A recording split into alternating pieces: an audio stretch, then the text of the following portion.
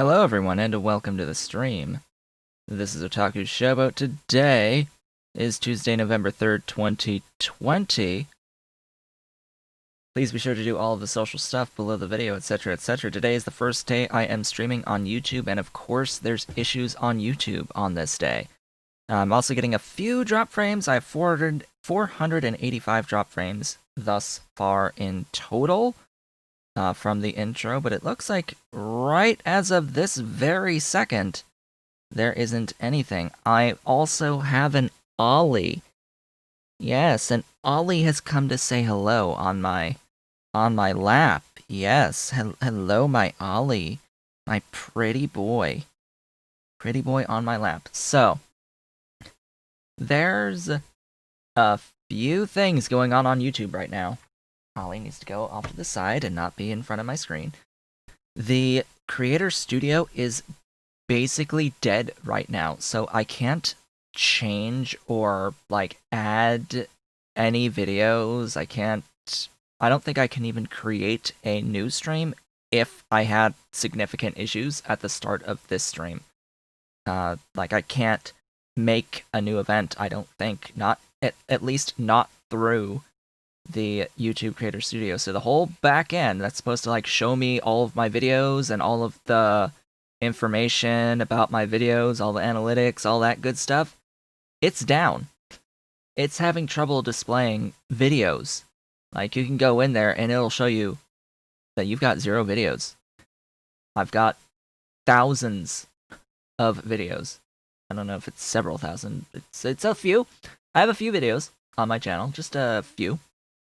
And yeah, interesting things. And I see that I am dropping a few more frames right now at 767. So it's gonna happen, most likely, from time to time.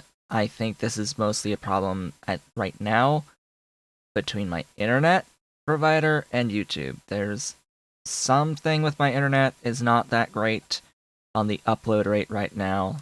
It's across devices, my upload rate is a little odd. Variable, I think, is what the best way of describing it. My download rate is fine. It's working just fine, but that upload rate has been all over the place recently, and there's a few more drop frames. I'm just going to have to live with it, I think, going forward, because Google itself is having some issues right now. I can see, yeah, I'm just a little bit slideshowy on my preview there.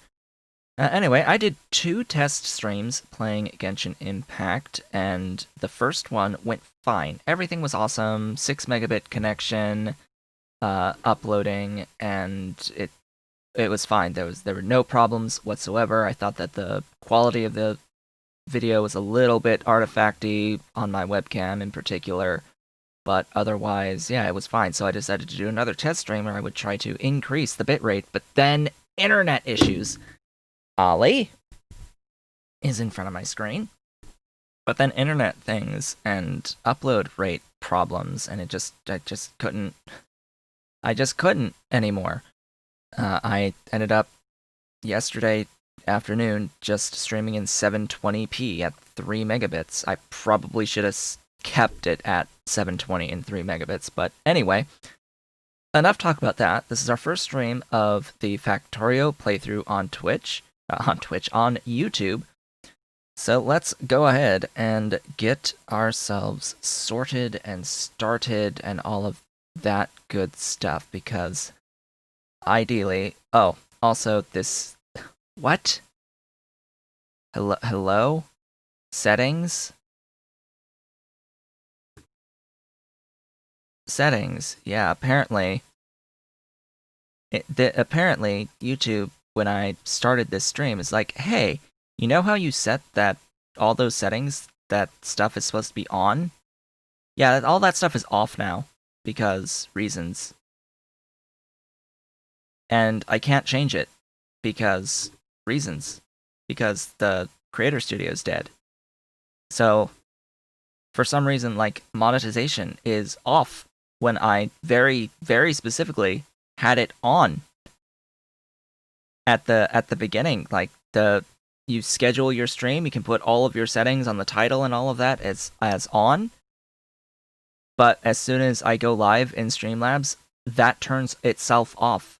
And I don't know if I even have a live chat enabled on this stream because of the lack of being able to actually see the settings. I literally can't see settings right now. Everything is blank. Like, if I go to edit settings, everything is blank. Titles blank, descriptions blank, visibility blank, category is like select, no thumbnail, no playlist. Well, no playlist anyway. But you get the idea that YouTube is having awful issues right now. Terrible, horrendous issues. Anyway, that is that. There's no way to put, like, change the chat settings from the stuff that I have. It would be under the edit settings as, yeah, a live chat section, and it's completely blank and empty. Huh. Yeah. See, this is a problem. This is a slight issue. Ever so slight. Thank you, YouTube, for doing wonderful things on a rather important day, because today, of course, is Election Day in the United States. So let's also keep in mind that there are places where it is a holiday today, states where it is a holiday. My state has actually declared Election Days holidays starting this year.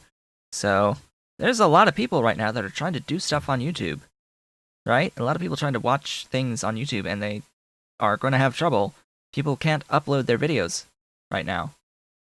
People can't view their analytics for their videos right now. People can't even see the videos that they have right now on YouTube Studio. It is absolutely nuts and crazy, so we're just going to have to basically live with it for now. I don't know, people can probably leave comments under the video as actual comments, but I don't even know if the live chat exists on this video, if it's enabled.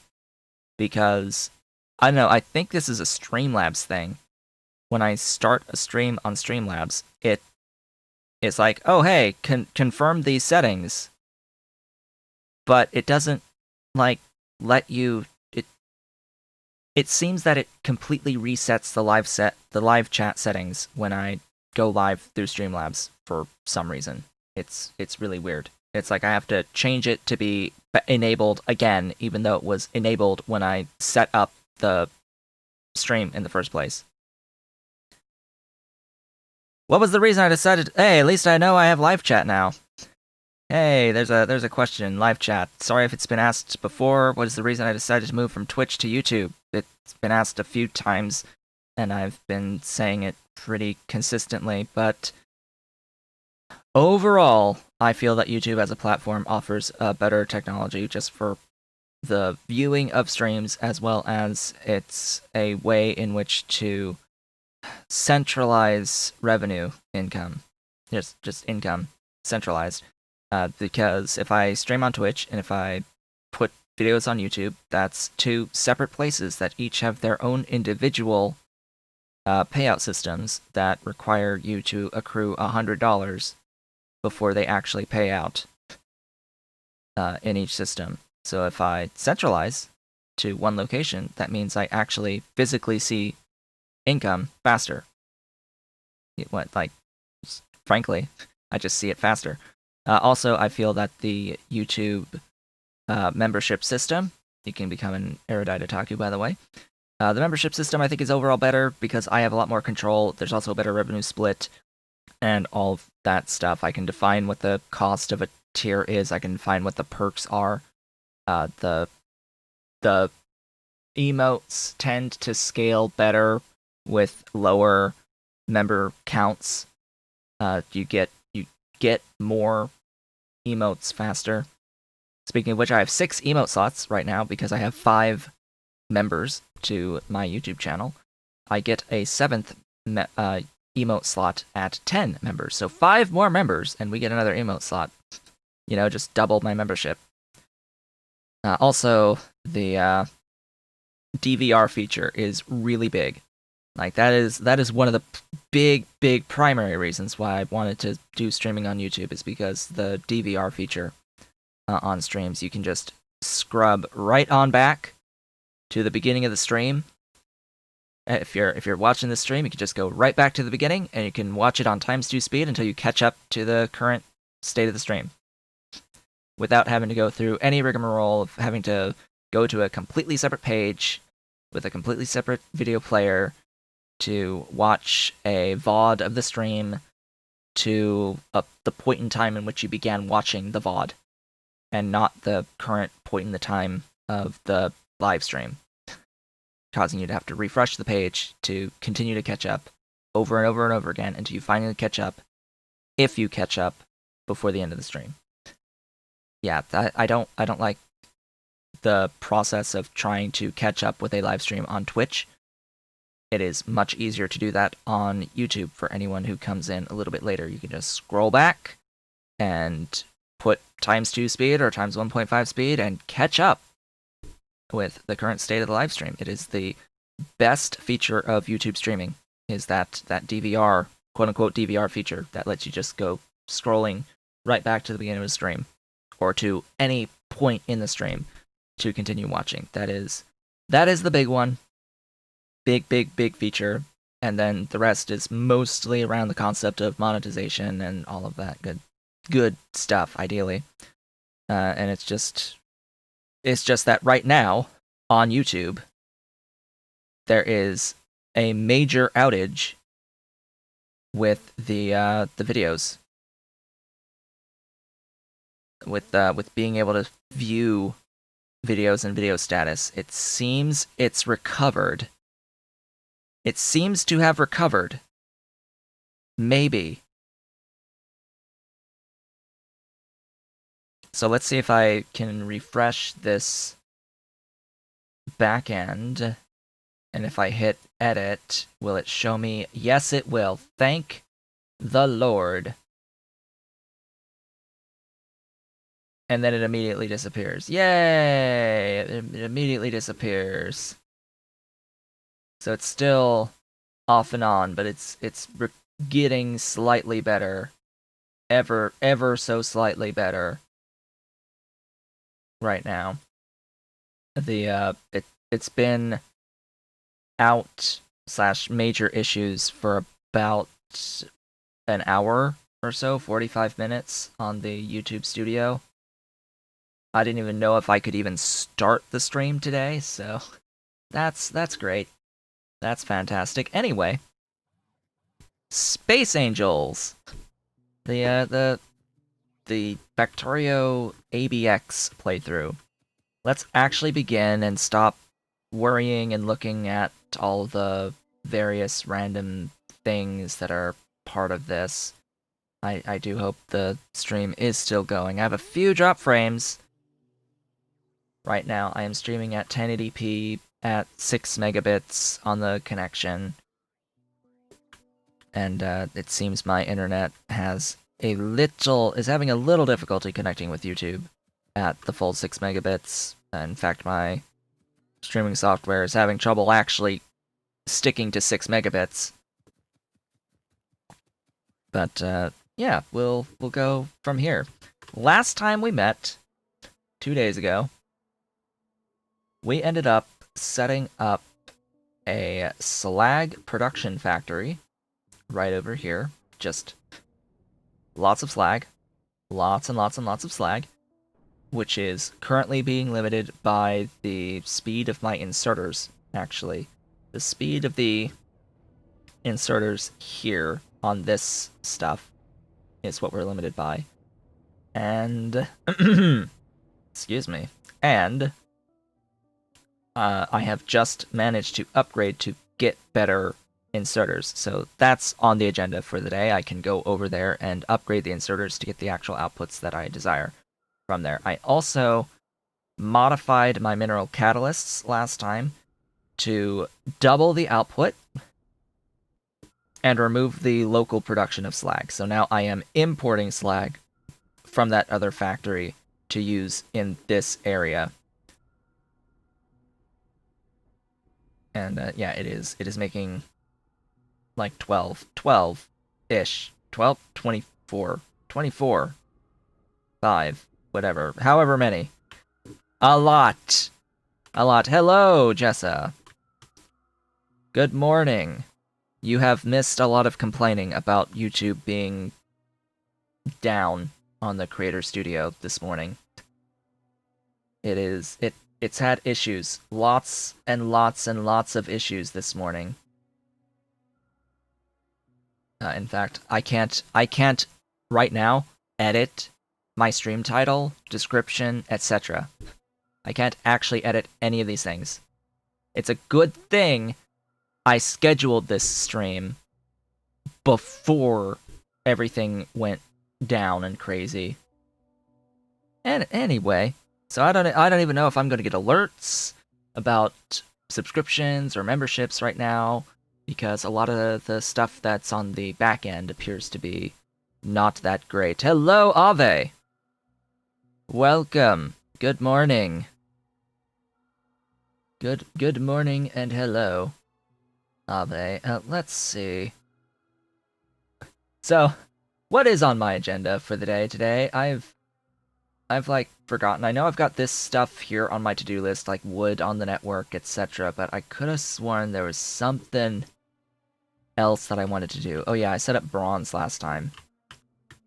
I did this thing with bronze because I could.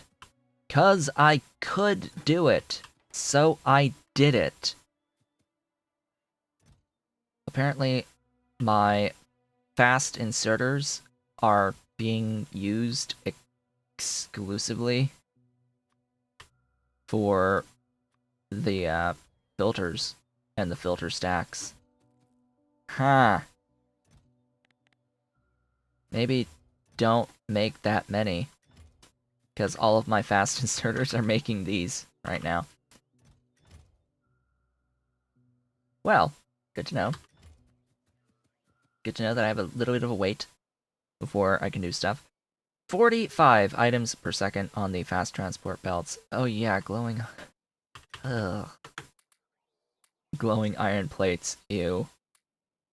I don't know if I agree with those existing in Angels, but anyway. That is a recent change. I did not check if I had updates to any of the mods that I am currently using this morning. That's an oopsies. Just whoops. Whoops. Now this is useful beyond just the belt speed because of the length of the undergrounds. So on yellow, max length 7, that's gap of 6. This has a gap of 10, so you get 4 extra tiles of gap. I may need extra gap at some point.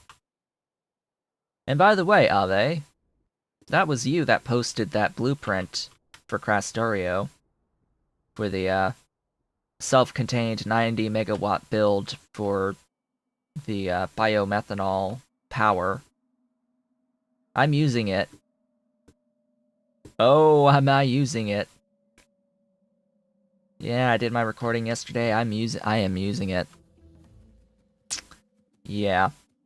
I made a few edits to it to do a dedicated power for it out of solar panels, advanced solar panels. So the advanced solar panels are powering the buildings that make the 90 megawatts of power.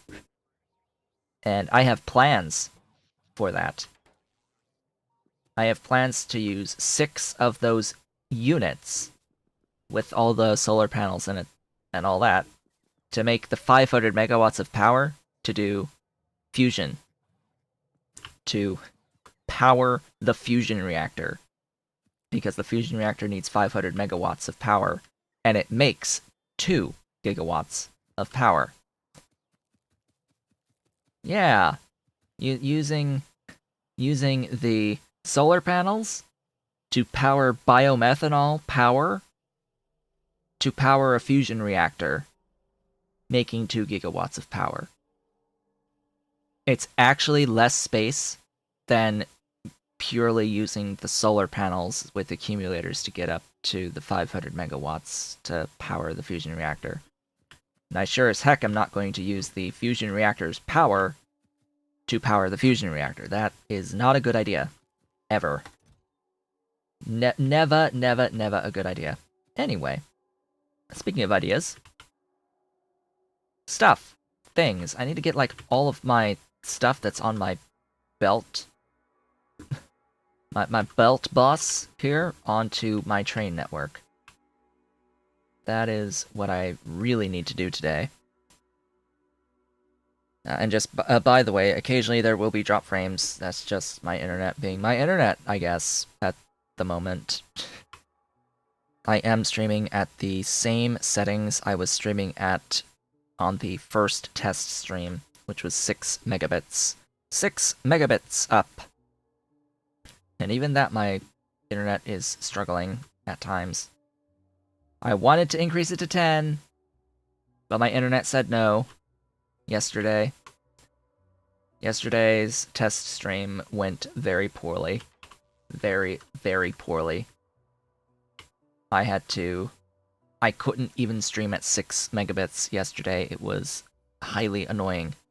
Highly annoying.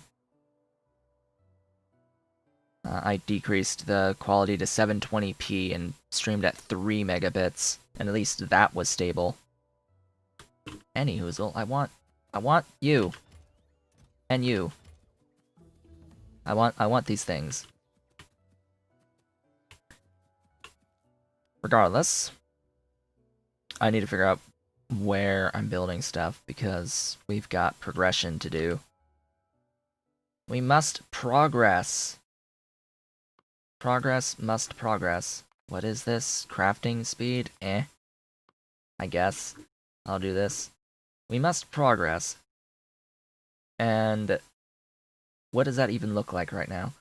So, we can get into crystal catalysts, or at least work towards that at some point.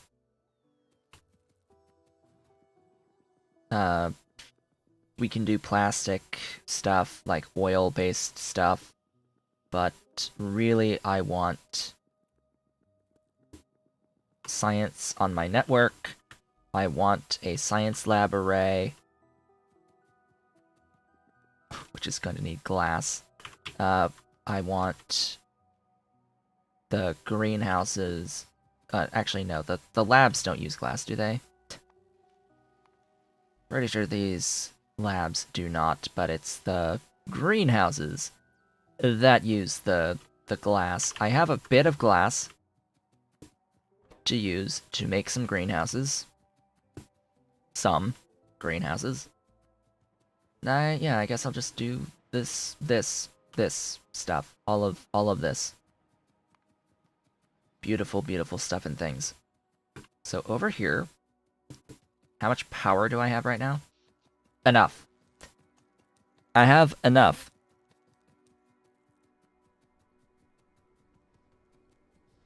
So let's see, I think the most recent Factorio video that went up was the one where I was like, oh crap. All of this stuff, all of these modules are vastly increasing the amount of power that I need. Huh. Gee. Didn't I just add 180 megawatts of power to that build? I had just added 180 megawatts of power to that build. And, yeah. Ha ha ha. Not enough. Nowhere near enough for the scaling I was doing and the modules I was using. And yeah, let's just say modules on the science, the upgraded science labs uses a lot of power. Uses a lot of power. All right, so down here I'm going to put a greenhouse builder right there. I'm gonna give it all the glass. All of it, ever. Where is that stack? Hi, take a stack inserter. I don't know why it's called a fast stack inserter per se, because it's the only stack inserter I have. Oh! Hello. You use fast inserters. That's where they all went. I see. Same with you. You use the fast inserters, but you are actually useful. This not so much. The loaders are useful. These need splitters. The splitters are being limited by the throughput of the inserter. Here. Have a faster inserter to insert. You also need a faster inserter, so have a faster inserter. It's not a stack inserter, but oh well. Good enough. Anyway, this is gonna craft stuff and things.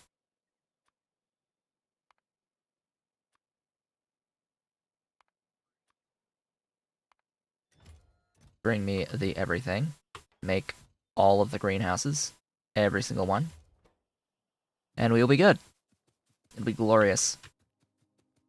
Absolutely fantabulous glorious.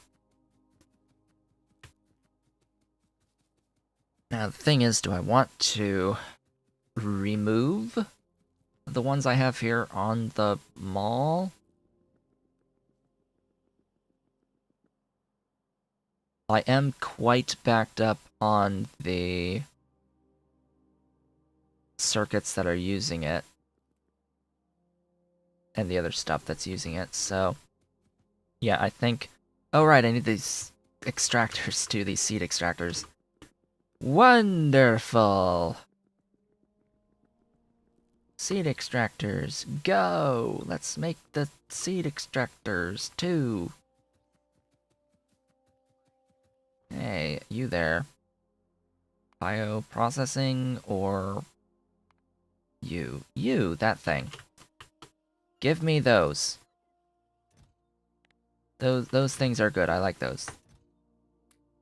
And greenhouses are great, I like greenhouses. Ew, gear wheels, get rid of those.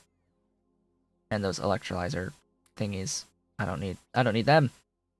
I do not need those things! What could I use? Supply stations. Grab supply stations. Oh hey, my reach grows! My reach is growing. We could use the word that we learned last time. The reach is getting engorged. Much bigger, fatter, glorious. I can just craft some? Okay. Where am I going to put this wood production?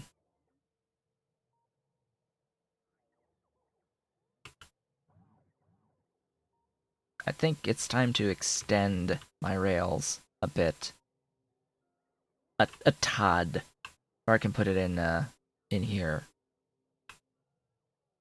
Yeah, in here is fine. I am going to use one of the smaller stations for this. It's gonna be there.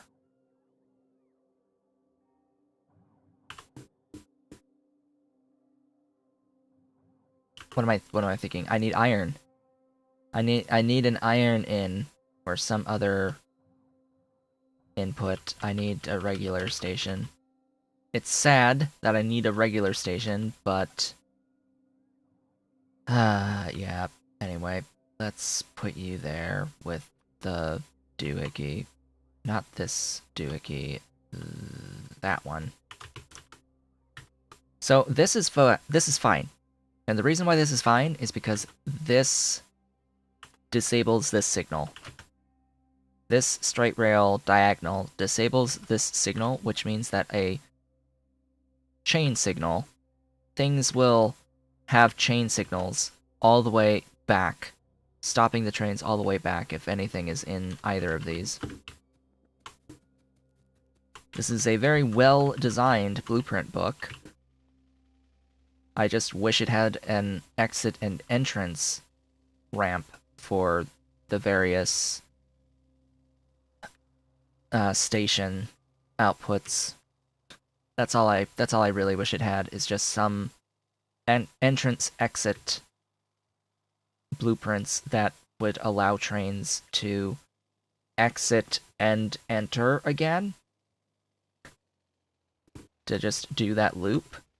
Yeah, it makes it larger over a couple of chunks. You very recently found my channel and started to watch the ABX. Never actually tried Factorio. Is it fun? Is it more fun or more complex compared to ABX? So, Factorio is designed to be a light overhaul mod. It has complexity, but it doesn't add a absolute ton to the game. It makes better use of what the game already has. So it's overhaul light. It's designed to be better for multiplayer experiences. I think it's one of the design philosophies behind Factorio. You can have a look at the K2 mod page for it. Overall, I would say that it feels like a true vanilla plus, like a true extension of the vanilla gameplay and mechanics, and it adds a lot to the end game state. It adds a lot to the part of the game that is post rocket launches, or you can just dodge rocket launches for a while actually, and the game, it'll keep going. There's more stuff to do as you go along beyond utility science. It changes science packs to be tech cards. Design decision, and it adds more science towards the end of the game. It does not fundamentally change how you process resources. It adds, 2 total new resources to the game. Brand new resources, mineable resources. 2 ores. It's rare metals as an ore and emersite as an ore node, as well as a mineral water, or a patch, oil type patch to work with. So yeah, it doesn't add a lot of new stuff. It makes different use of existing stuff. I mean, it adds processing of stone into glass with sand, but other than that, yeah, it really does feel like a vanilla plus. So overall, simpler than an ABX. A fair bit simpler than an ABX, and a fair bit simpler than most other overhauls. It's one of the simplest of the overhaul mods.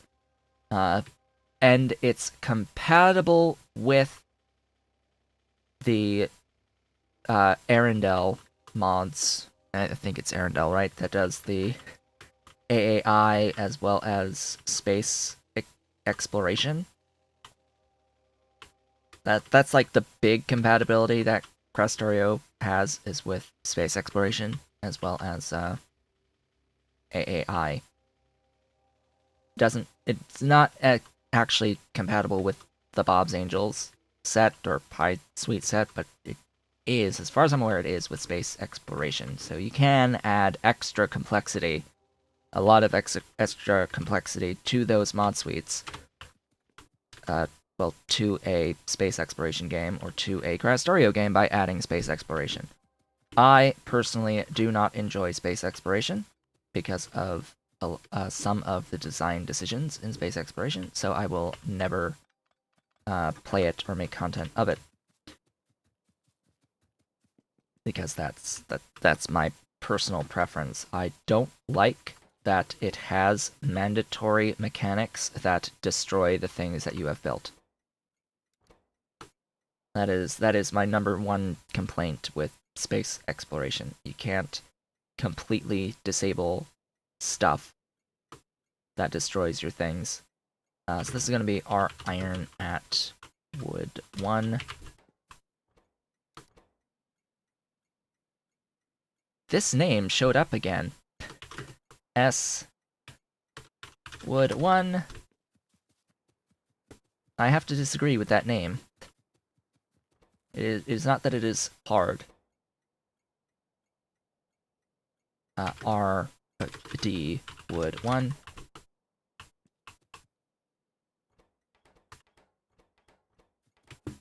Never mistake difficulty and complexity. They're two very different things.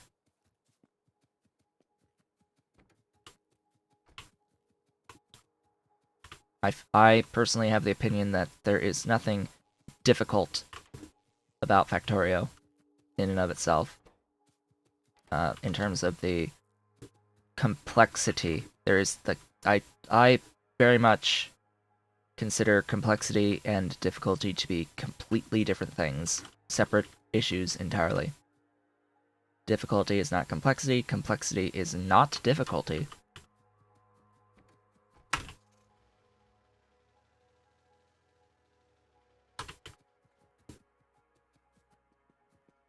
Anyway, this is the thing I need to set up the wood at. The place. The place for the wood. How much wood? I don't know. I have no clue. So, let's make a plan. Wood. Hello. That is for 15 out. I have access to these right now. By the way, productivity? No. The answer is no to productivity. That makes me sad. But the reason for that is the blade saws. These take the productivity, so you can make your trees productively. For what good that does. I would say it's actually better to make your seedlings productively than your trees productively to reduce the amount of wood you need on the cycle. Regardless, wow, that's a lot of greenhouses for 15 out. That is a few. Just for 15. I want, like, times 10 that in the grand scheme of things. Just casually, like, times 10 that. For now, though, I think 15 is going to be a good start. A good standard unit with which to expand with. I have 12. I need a few more than that of these greenhouses.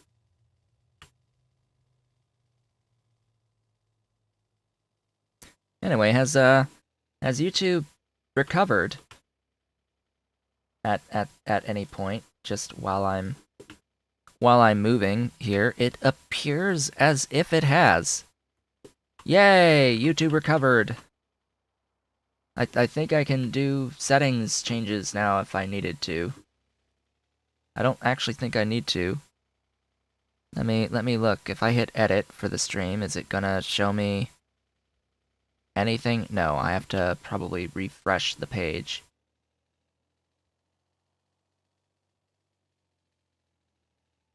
So let's see here. There's that. Go to edit, and there's all the information.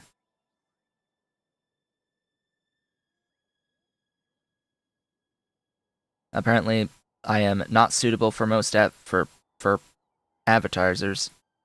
Somehow, I don't know what I said. That would make me not suitable for advertisers, but anyway. Live chat with replay. That's the most important thing.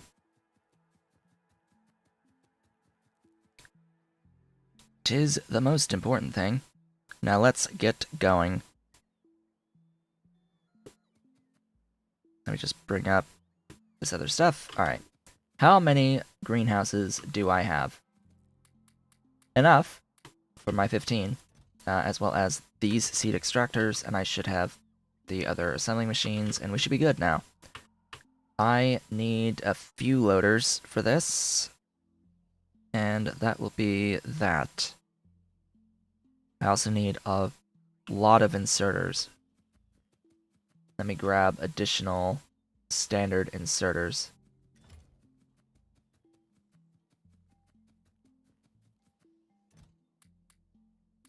Because I need at least 2 times 64 on the regular inserters to do an input and output on these. Also need a lot of pipe. That's the other issue. I have pipe in the vehicle, so let's go. Plenty of pipe in the vehicle. Also, please destroy these trees for me, my nanobots. My termite bots. My beautiful termite bots.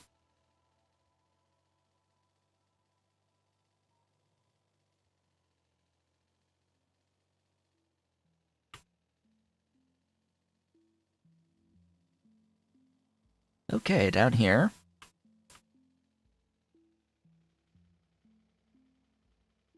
We will work on our expansion of this.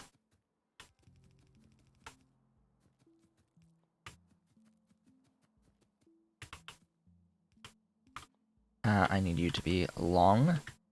How did I do this up in the mall? Or the bus? I did output on the long. So that is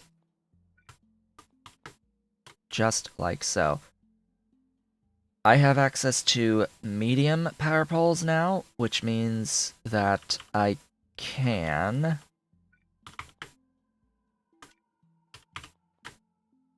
do this.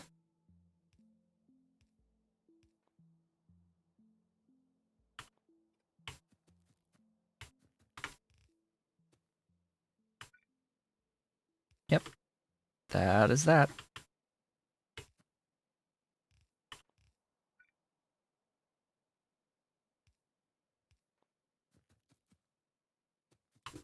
Good. Just copy. Oh, the whole thing. That's 24, 48,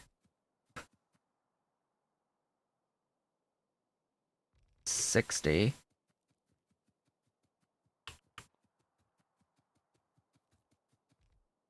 4, 64 glorious greenhouses. Now, if I do it this way, that should give me the proper spacing on these.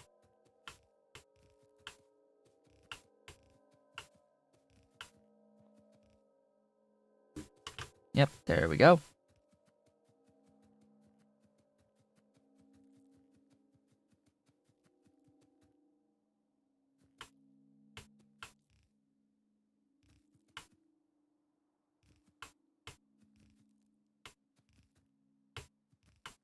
Yeah, I don't know why YouTube said I have limited monetization.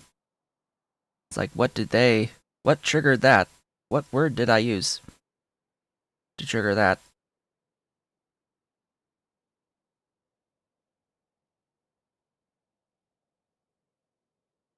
This should absolutely meet the guidelines. Is it because I used the word angel in my stream title?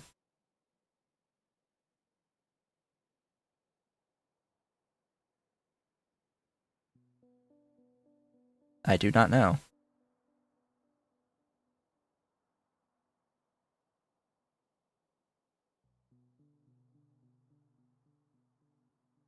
Regardless, I'll figure it out after the stream and see if it stays limited after the stream and do like whatever I need to do to make it not limited, because that would be interesting as the only video on my channel ever that has a limited monetization on it. Like, what? Why is this video suddenly magically limited for monetization when literally everything else doesn't have issues? Gone through all the reviews. Maybe it's me complaining about YouTube itself. Maybe they don't like people complaining about YouTube being broken when it's actually broken. Wouldn't put it past them. It's like, but it's actually broken. Like, excuse me? There were issues. Can I not talk about the issues that were going on? Apparently not. Apparently not.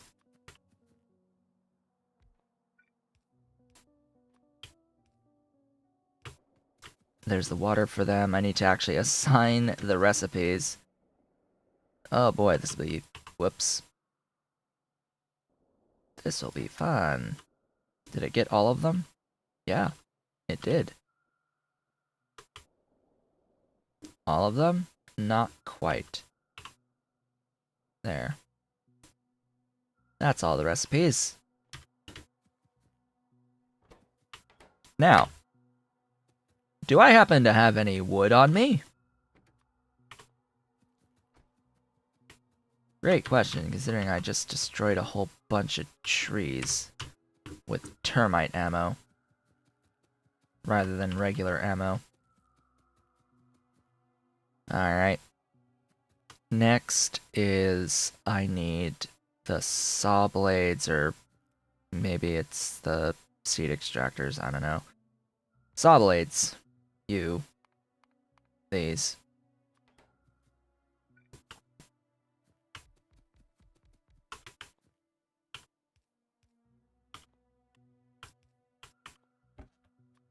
Saw blades. Now there are better saw blades, but like, is there ever really a reason to use them? I don't think that there's ever really a reason to use them. Did I do a space between each one of these up here? No. I see. Interesting.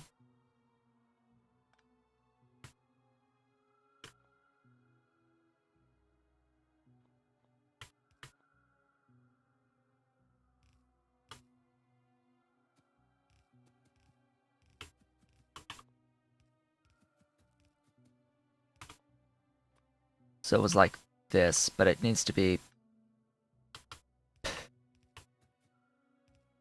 Look at all the loaders! All the beautiful loaders! So many wonderful loaders. There is an issue.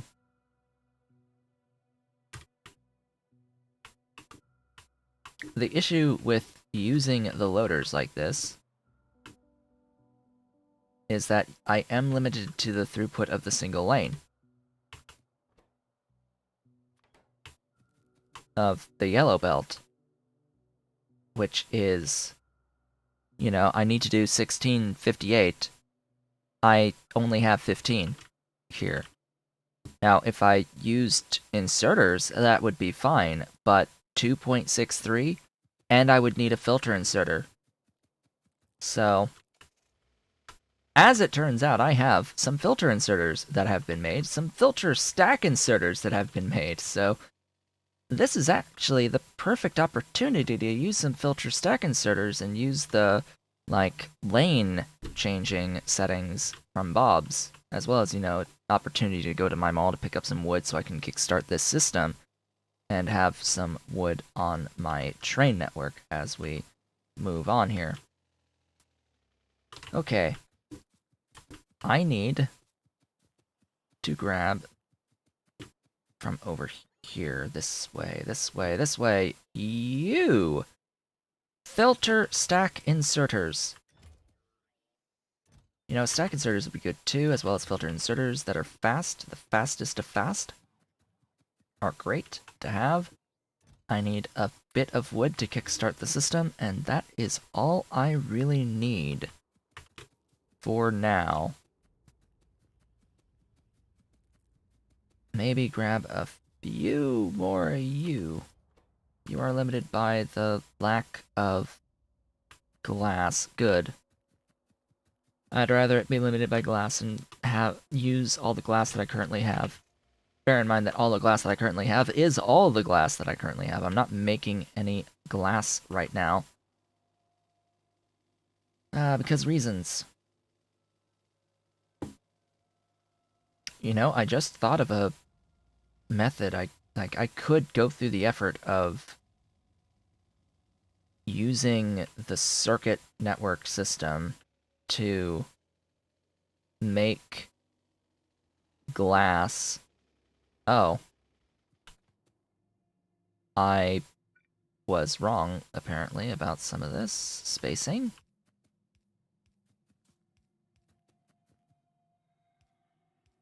I lacked power. So, pretty sure I could use circuit signals to have a... Wait, what? Oh. Oh. No wonder. Okay.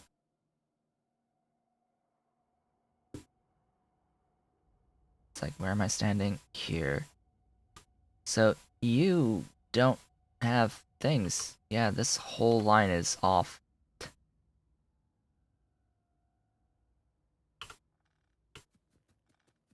Let's redo that, shall we?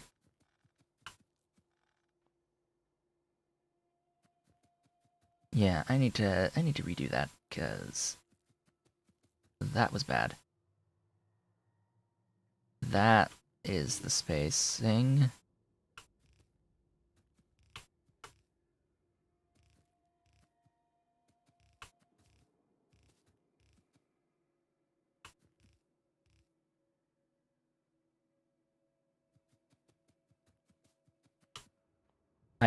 That's wrong. That's wrong. You're finally out of the conference calls for the day. Good. Good to see. I just made a mistake.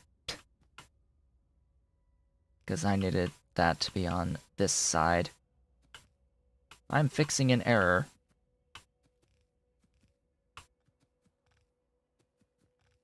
And apparently YouTube thinks that this stream should have limited monetization. Yes, Factorio is like Vanilla Plus. That's what I said. It feels like just extended vanilla rather than adding too awfully much. Definitely less stressful, easier experience. What you probably missed, Ave, is me saying that I have absolutely been using that blueprint that you posted.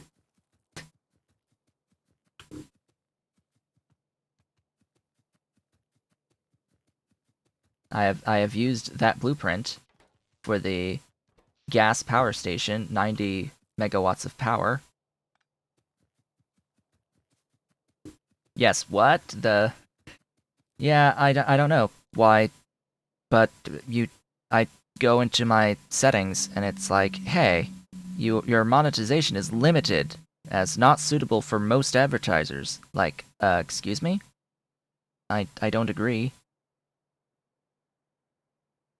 I'm pretty sure that it should be fine. I don't know why. I can request review because I'm pretty sure it's like they'll either say it's limited or it's not. There, I've sent a thing. But yeah, I've used it a few times, and I'm going to use that blueprint you posted for providing power for fusion. So I made solar panels to power the buildings, making the biomethanol for the burning for gas-based power on that. And then that one unit, which has the solar panels with accumulators and the gas-based power, a few of those to make 500 megawatts of power will be used to provide exclusive power to a fusion reactor that is going to give 2 gigawatts of power on the output.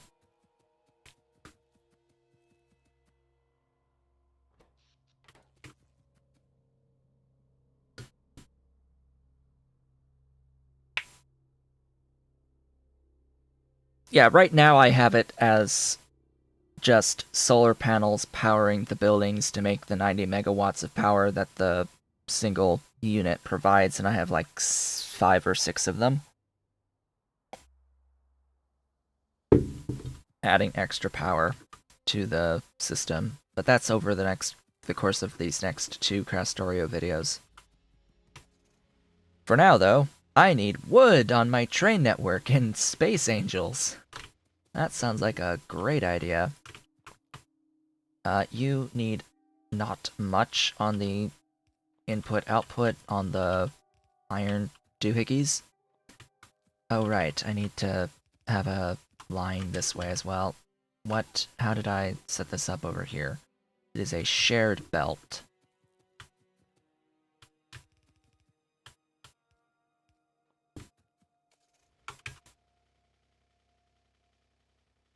You need those 500 megawatts just once, but I thought it was... No, I'm not going to use the power of the building to power the building.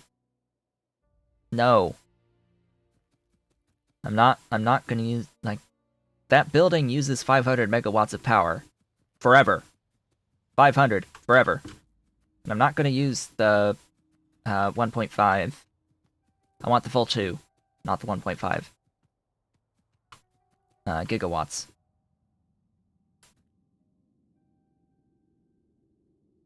Yes, I know it says that I get that it's 1.5 net output from that reactor, but that's not a good way to design your power in Factorio. What happens if I need to draw 1.6 gigawatts of power from my base? Huh? Tell me. Tell me what happens. You know what happens. I know what happens. If my base needs 1.6 gigawatts of power, plus the 500 for the building itself to continue operating, what happens? What happens is a positive feedback loop where the thing will get slower and slower and slower until it dies. And no power at all in the entire base. No power at all in the entire base. And it does not burn the fuel cells. That's the other thing about the fusion reactors, is they do not burn fuel cells. It is an assembling machine. It is an assembling machine. It consumes a power cell every 5 seconds.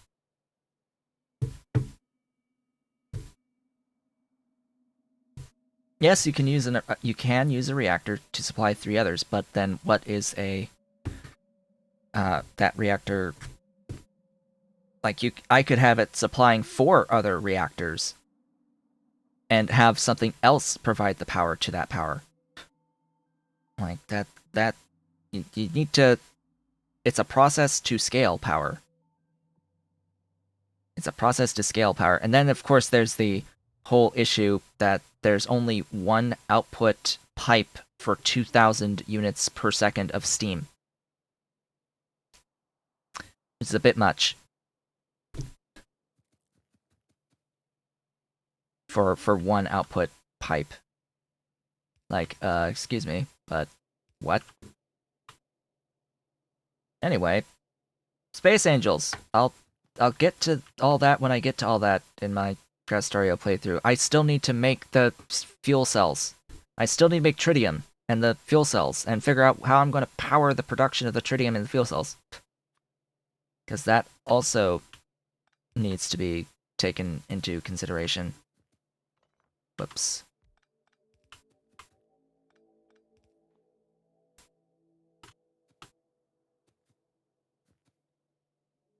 You there. Wood.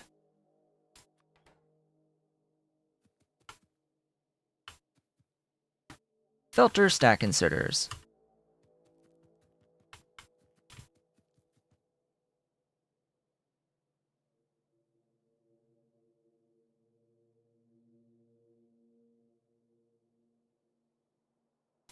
Filter stack inserters, let's go. And then I need regular inserters. I guess I've got stacks. I'll use the regular fast inserters on the rest of these down this line.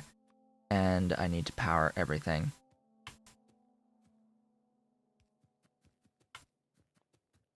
Yes, you do consume 2,000 units per second of steam. The building produces 2,000 per second of steam. And you consume 2,000 units of steam through 20 of the turbines on the fusion reactor. It is 2,000 units per second. Each one of those reactors uses 100 units per second of the steam. Times 20 for 2,000 units of steam that it needs per second. Which is a little high for a single pipe. You have to use a pump, and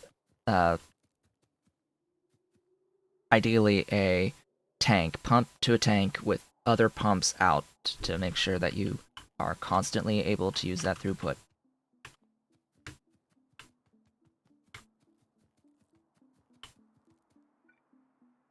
The building itself for the fusion reactor makes 10,000 units of steam every 5 seconds. Yes, at max. Never build designed around not having max. You're gonna have max. At some point.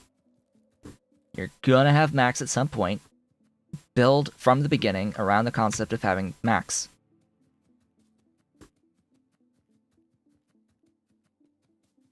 Because your base will at some point use max. Guaranteed. Guaranteed. You're gonna have max at some point. And you're gonna realize, oh shit, I need more power. Excuse the language, but that's what happens. Human nature happens, and you're gonna get hit max. It happens. It will happen, guaranteed. You there, and I guess there. This side, that works.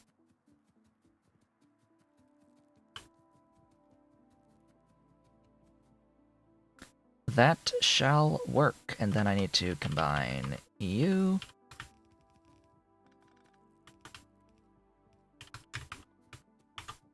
Jump over, that's there. This is iron.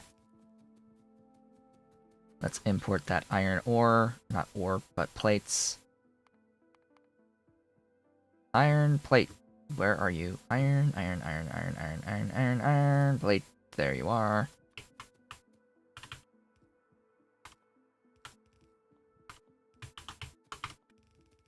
Oops. I need belt. Belt! I need belt! The nose! Belt!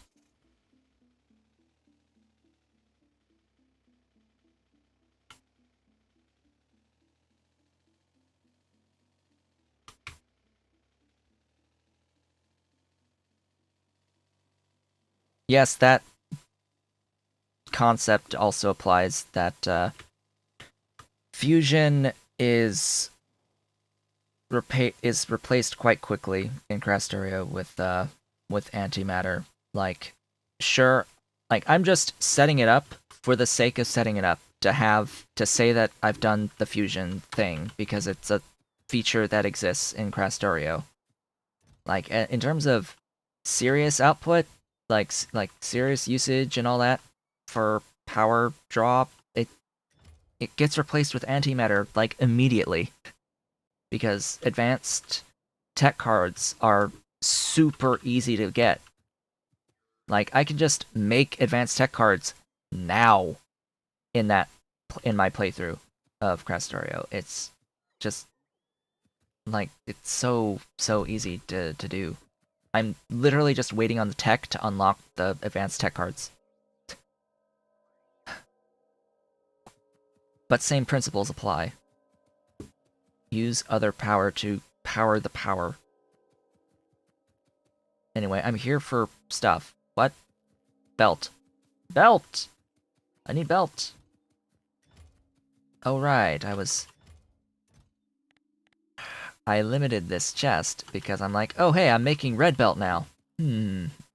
Huh. Yeah, about that. Since watching my series, you became a bit interested in replacing LTN with TSM. Is it possible to request different items to the same station with Train Supply Manager? No. Separate stations. That is the basis of Train Supply Manager. You have separate request stations. Uh, if you have a supply station that is filling a train's wagons with two different items, one item in each wagon, you can request that train to a single requester station. But no, the TSM is not based around the concept of having one station to rule them all. Absolutely not.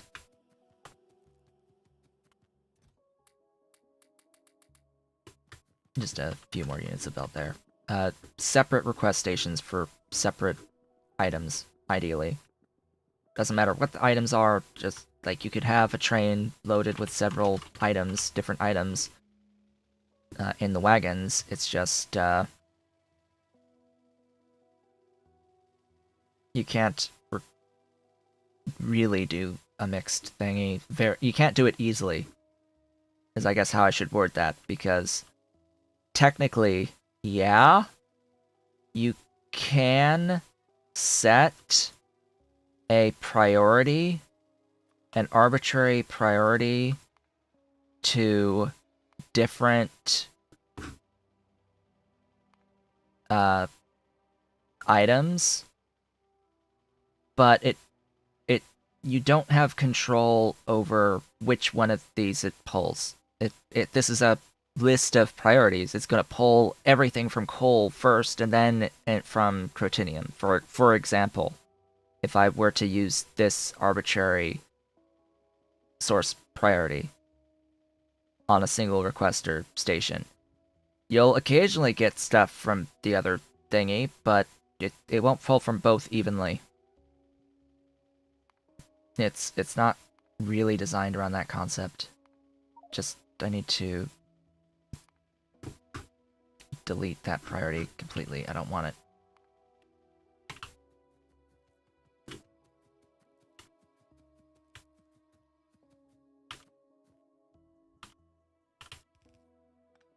Yes, the biggest issue in Crastoria, the science part at the end, is just it's really high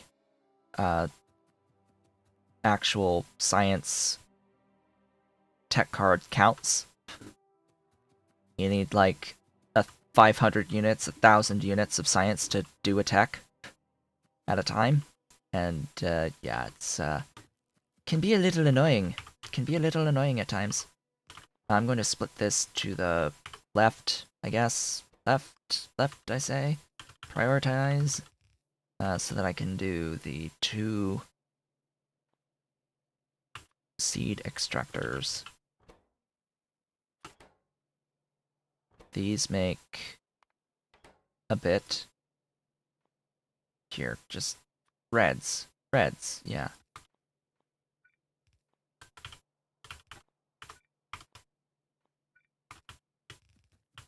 And we are off in this direction.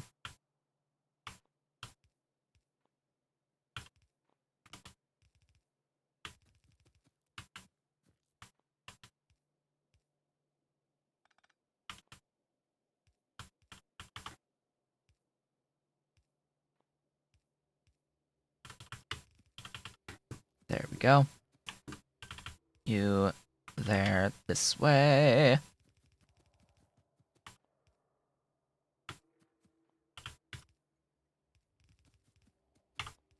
By the way, if you're watching in the United States and you haven't voted yet, go vote. It's election day. Go do it. If you haven't done it, please God tell me you've done it already. Like what are you what were you thinking? If you haven't done it, go do it. Do it now. All that wonderful stuff. I know if you're watching later, this is pointless, but sure, do it. Select it. U.S. election day. Go. Do the thing.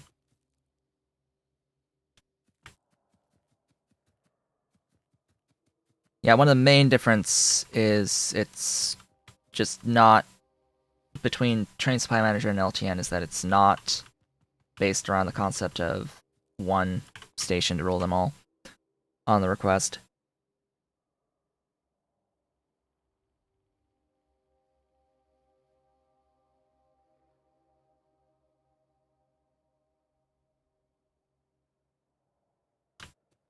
Yeah, so TSM resource agnostic, it doesn't actually care what the resources are that you're requesting. Like this source priority thing, this is arbitrary, completely arbitrary. I can have like just XYZ, just 110, 18 supply for whatever D stereotype ore, just a depot that's named sulfuric acid.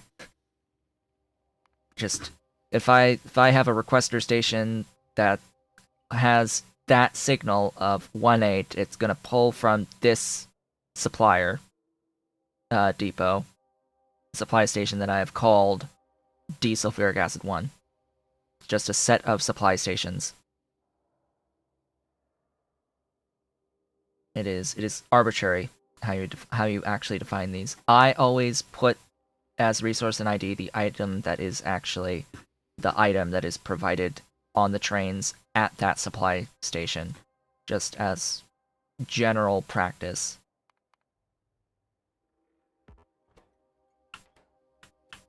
General good design philosophies. This actually makes quite a few of these.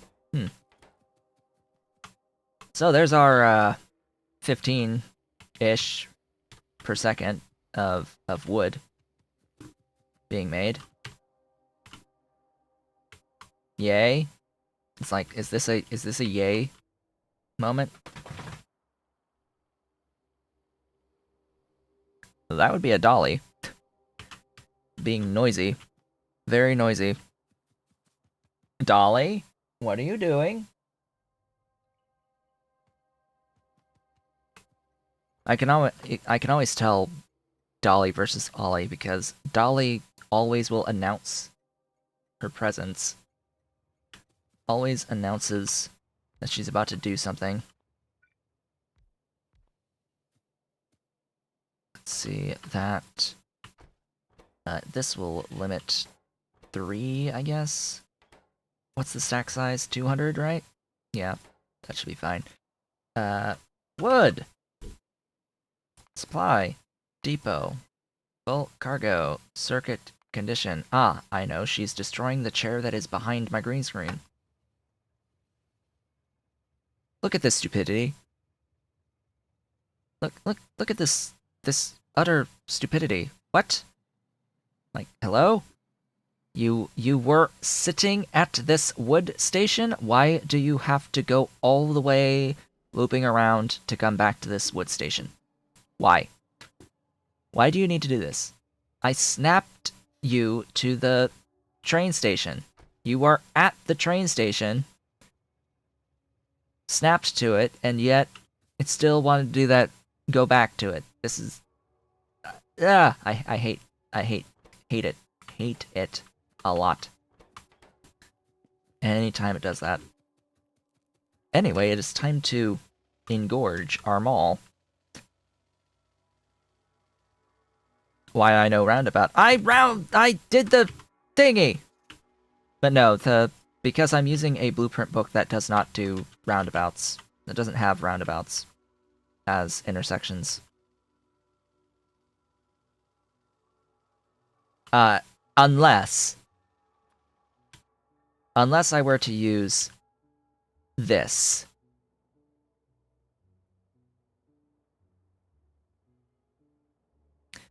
So this is a 4-way high throughput intersection.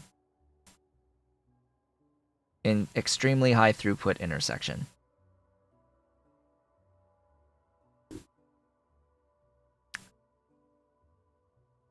One that I would consider doing actually for my input to the mall.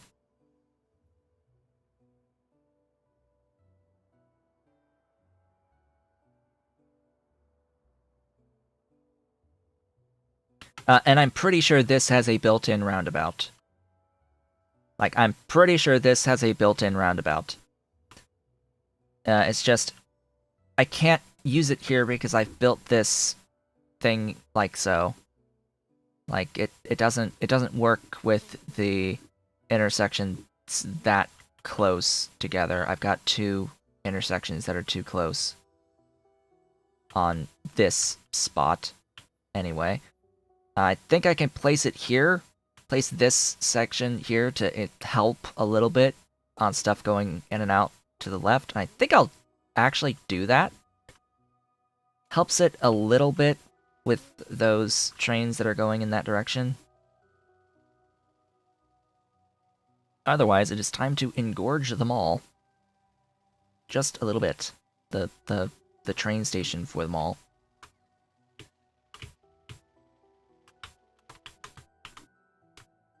By tacking on a request for wood.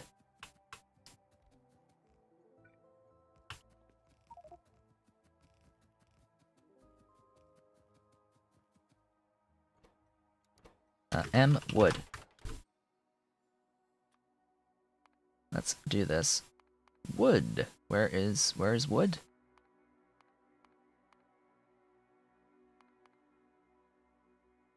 Why so many things? Wood. There you go. Ta-da! I did not actually define the wood yet. So, wood, and wood. There you go. Wood is on the network. Celebrations. Wood is on the network. Yay! Much rejoicing. All that good stuff. Next up is the basic circuit boards. That would be these guys. These guys. Copper plus wood. That's all they are. Copper and wood for basic circuit boards. I've got both of these things now. So I can just set this up at whatever factory I want. How much do I want? I don't know. Great question. Really? Well, that's good to know.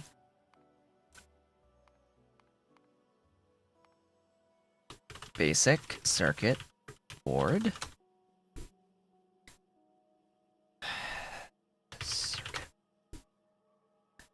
You are technically a basic dash circuit dash board. I want 15 of you.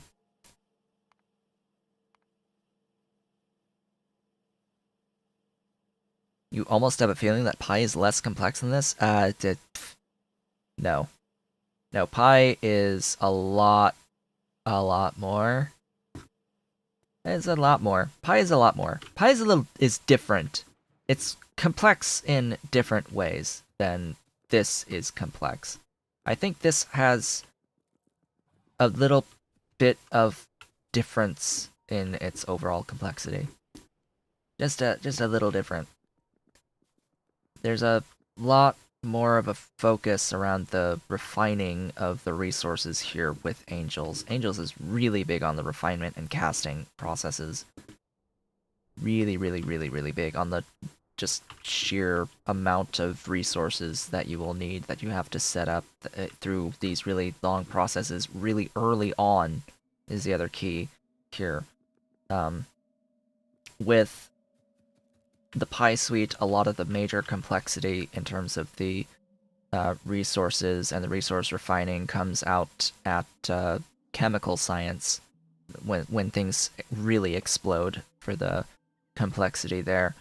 And of course, Circuit 2s are a beast that cause people to just freak out and fly away from playing the Pi Suite. In fact, Circuit 1s make people freak out and fly away from the Pi Suite. But when you actually look at the ingredients on the items, you'll see that the Circuit 1s in the Pi Suite, they actually look a little like this. They look a little close. They're a bit close to these basic electronic boards. Like, from the electronic components and like the next level of circuit boards. Like you've got electronic components. Like these are, like, consider them transistors, resistors, things, capacitors, things like that, just in a different form. All of this here, just little bit fewer ingredients overall. Different levels of abstraction. Anyway, I have these assemblers right now, so I will use those. I need to do that with those. I need to default to this assembling machine. Like, always. Always? Yeah, always. Now, Bob's modules really helps with the output of this. Really helps with all the productivity, because, like, everything. Earthing will eventually have productivity associated with it. But for now, you are actually going to use that machine, and that machine, and that machine. Really? All three use? Yeah, all three steps use these. Cool. I need to grab these again. I don't have the red versions yet, and that is because they use the next level of circuit that I don't have yet. So where do I have these? Good question. Am I even?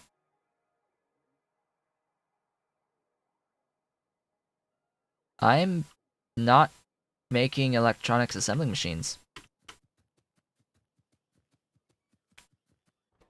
Really?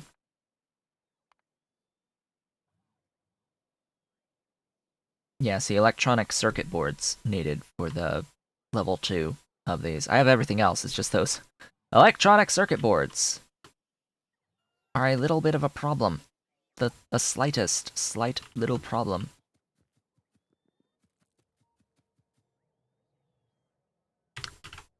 Do I have these here? Yes, I do. That explains everything. You.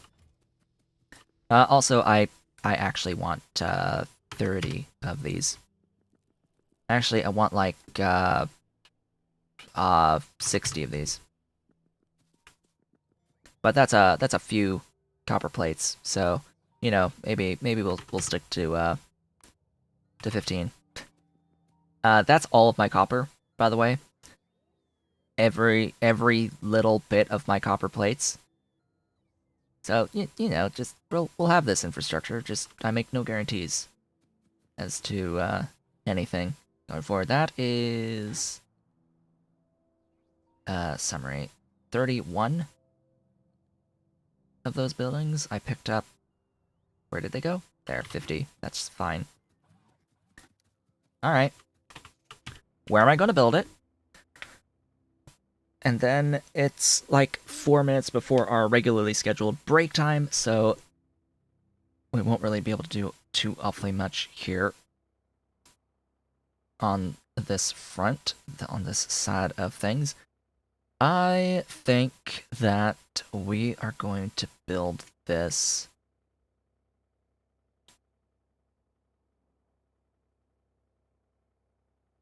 I would ideally have it near somewhere close to this wood production. I want you to be here.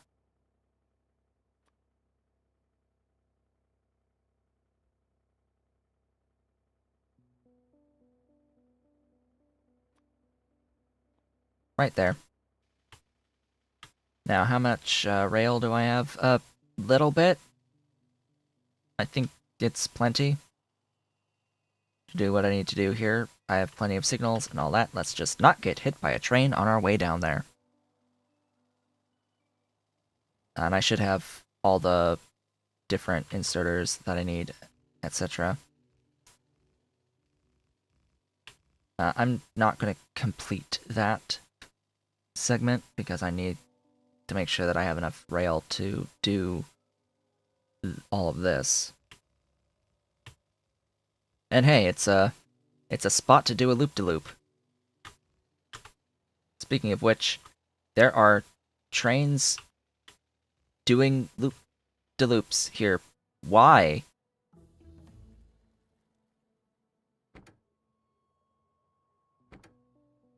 What? Why do you need to do a loop back like that? That seems like not a great idea. I don't even have cliffs. No, I don't have these things. Oh, I'm actually running out of tech. What? That's it. That is everything I can actually take right now. Because I don't have mill science.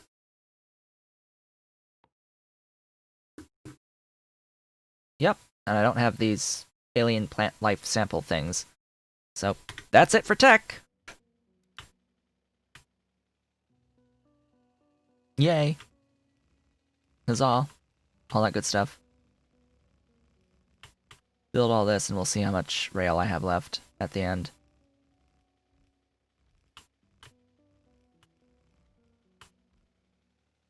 And I'm like a minute from my break.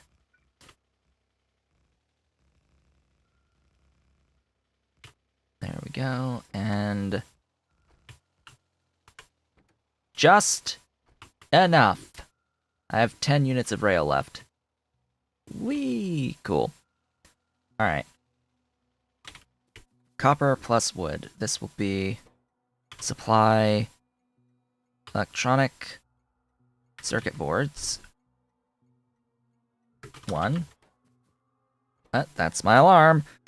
That is the halfway point for the stream. We've got a request for copper at electronic circuit boards 1, and a request for wood at electronic circuit boards 1.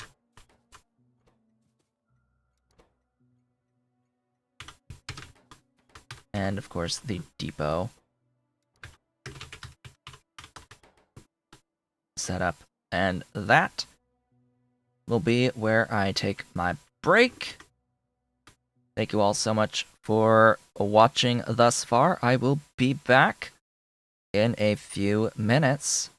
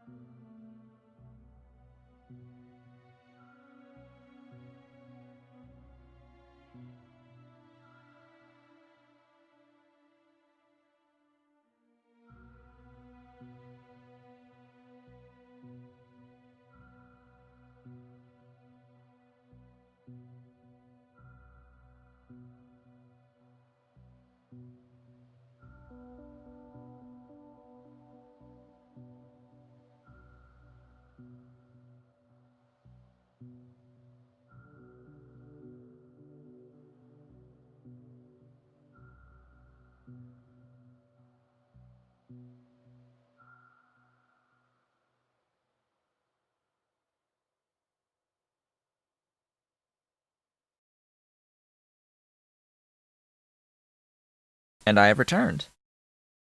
Welcome back. The kittens are now around with me, and they just ate. They just finished eating, so it's fun times.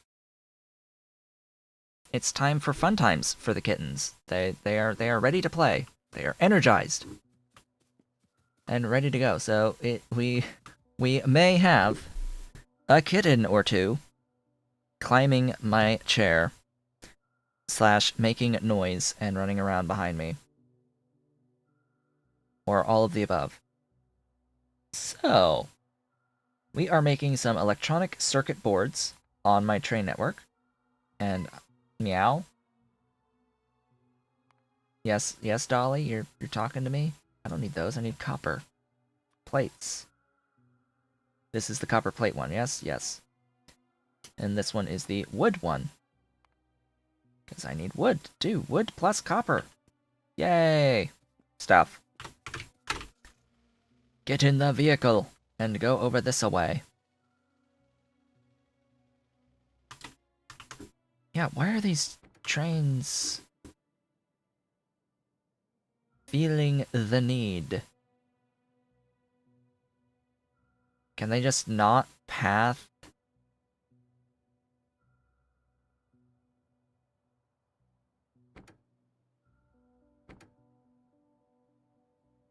Can they just not do this left turn? What?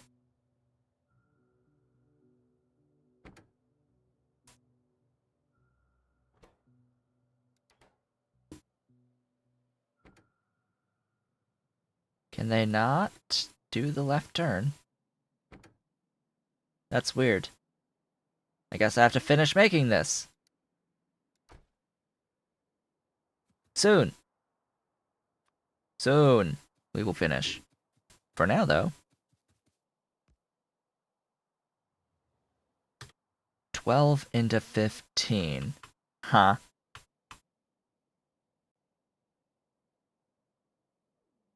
12 into 15.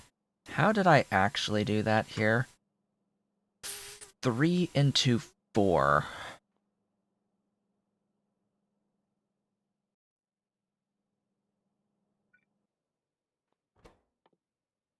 How accurate is that?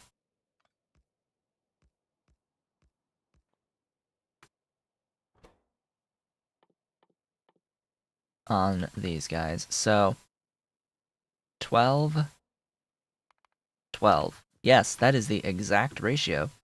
It is the 3 into 4.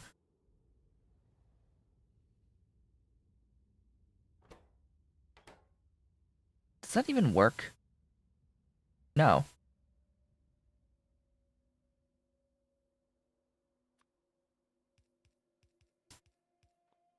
You see, this doesn't work right. Because this is only getting the input from 1. And this is only getting the input from 1. It would work if it was the other way around. If it was like 5 into 4. Sort of. Again, just, issues.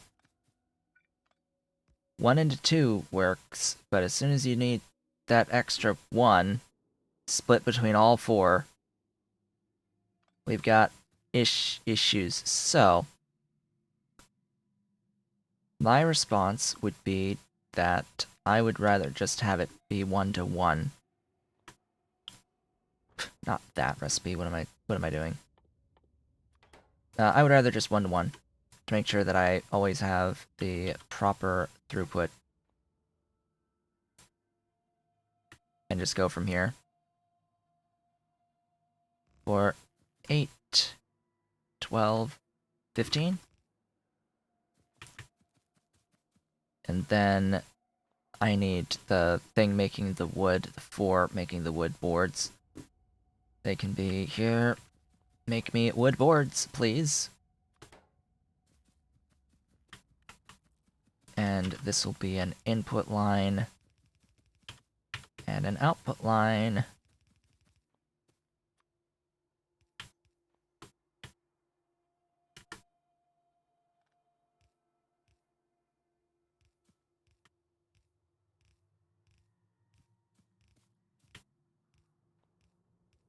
Now, 15 is exactly 1 lane.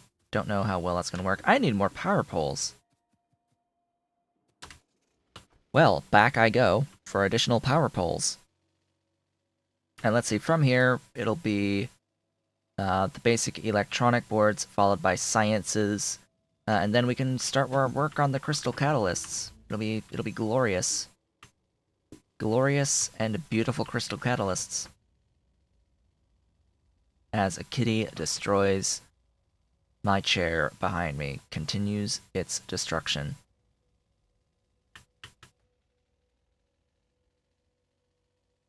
Alright, right up here, I need to get the rails. Beautiful rails.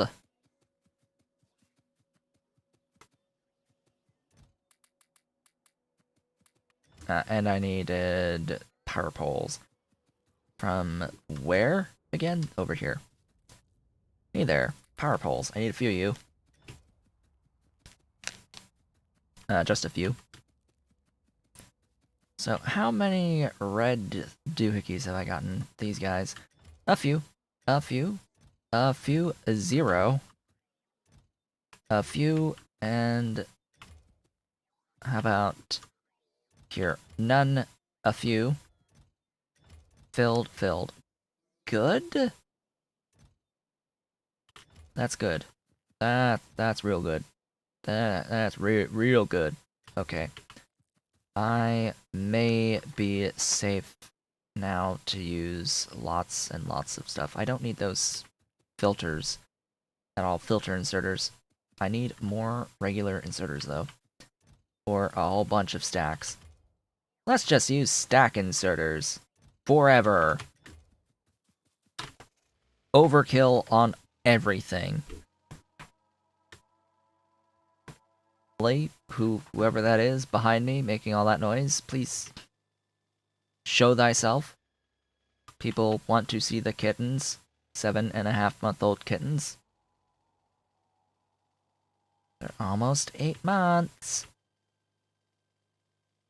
They're almost 8 months, and that means catnip will work on them. It might already work on them. We have to test. We need to do a test with catnip. All the catnip ever.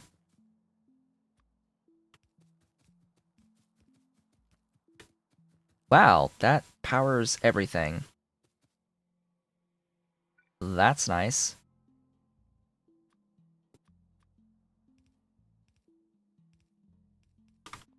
This makes a bit.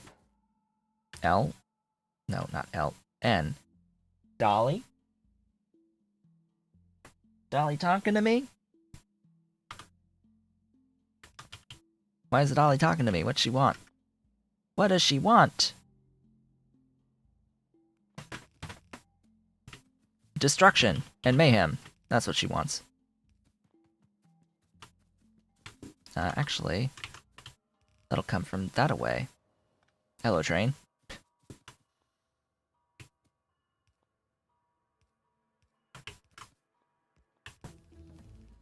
Ba-ba-ba. You got tech.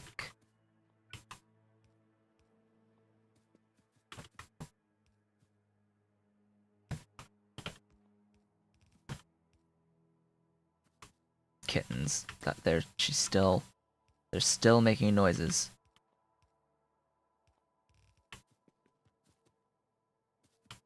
Okay, about this.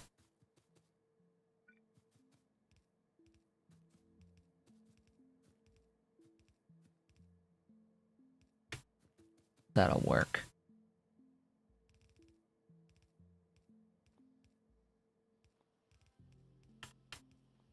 And that will work. And just for the sake of it, let's do inside lane on every other one. And that is that, as they say.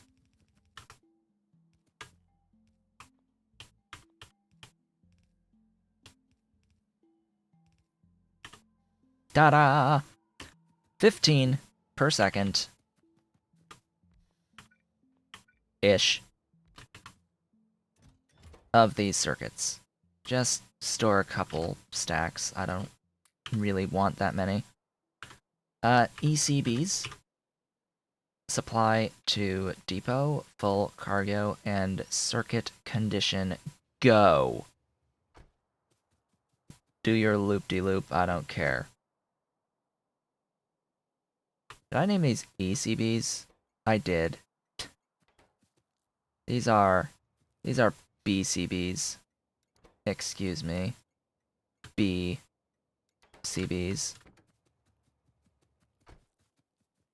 Just like this is a BCB. Yeah, it's like, oh, I need you to go to thingies. Yes. After renaming everything, you do go to the correct station again. Basic circuit boards. Basic, not electronic. Now, where are they again?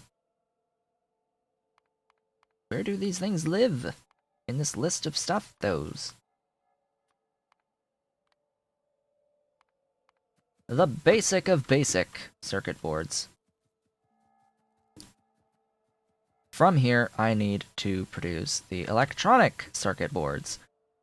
And I see no reason why they shouldn't live right underneath me.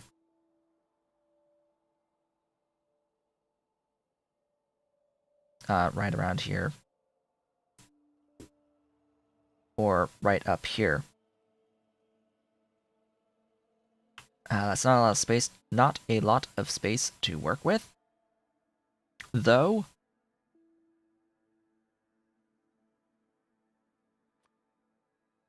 But I shall manage. Also, I do hope I have enough rail. Let's get to the vehicle.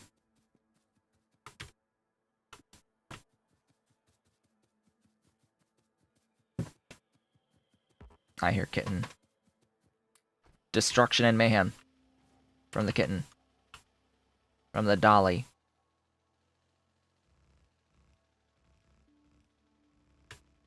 Full of energy.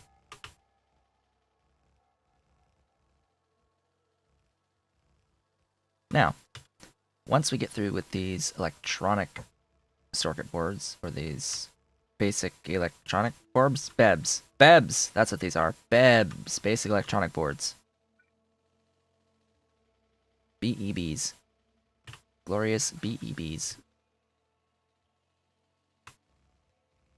Once we get these done, it's on to the automation and transport science, and then catalysts. Oh boy, catalysts. Crystal catalysts. That's gonna get fun! Fun! I say fun. It's a loop back! Hey, there you go. There's your loop-de-loop. Well, these trains go fast.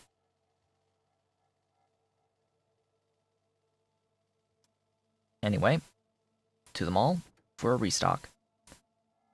I need things. I need a plan. That is what I need. A plan more than anything else in the world. I need a plan. We are going to do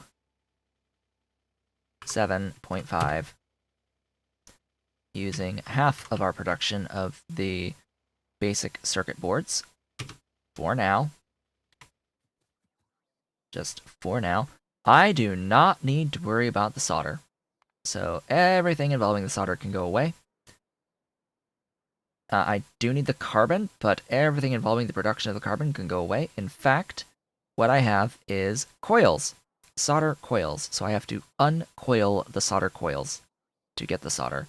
And that is one building. One building to uncoil the solder coils into solder for me. That is a few basic electronic components. That is a few to get 7.5. You know, 5 to 1.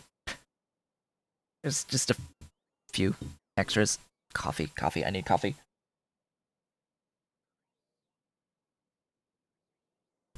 Oh, this needs to be from copper as well. That's a little bit copper. A little bit more copper than I have right now.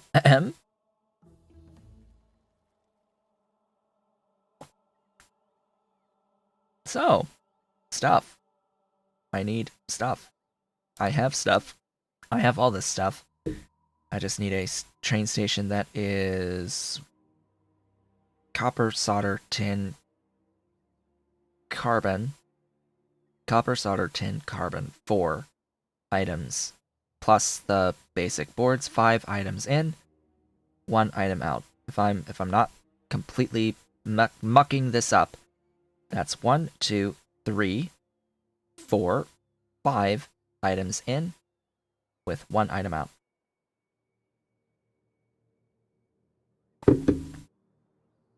I need to grab some additional buildings for this, as well as maybe some additional inserters. No, the inserters are fine.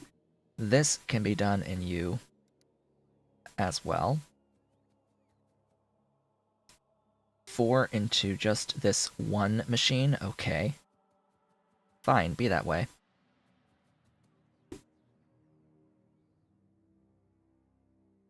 I am considering strand casting copper cable. And the reason is that's fewer buildings to uncoil strand-casted copper wire coils to feed into the tinned copper wire. Wait, isn't there a tinned copper wire coil? Yes. There's a tinned wire coil out of molten tin and molten copper. I should make that.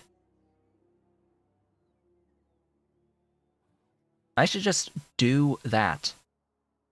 Just import some copper and tin ingots and do this strand casting for the tinned wire coils. Why go through that effort of doing the copper, like all those other coils, when I can do this and be like, okay, let's bring in tinned wire coils, solder coils, carbon, and BEBs. 4 items versus 5.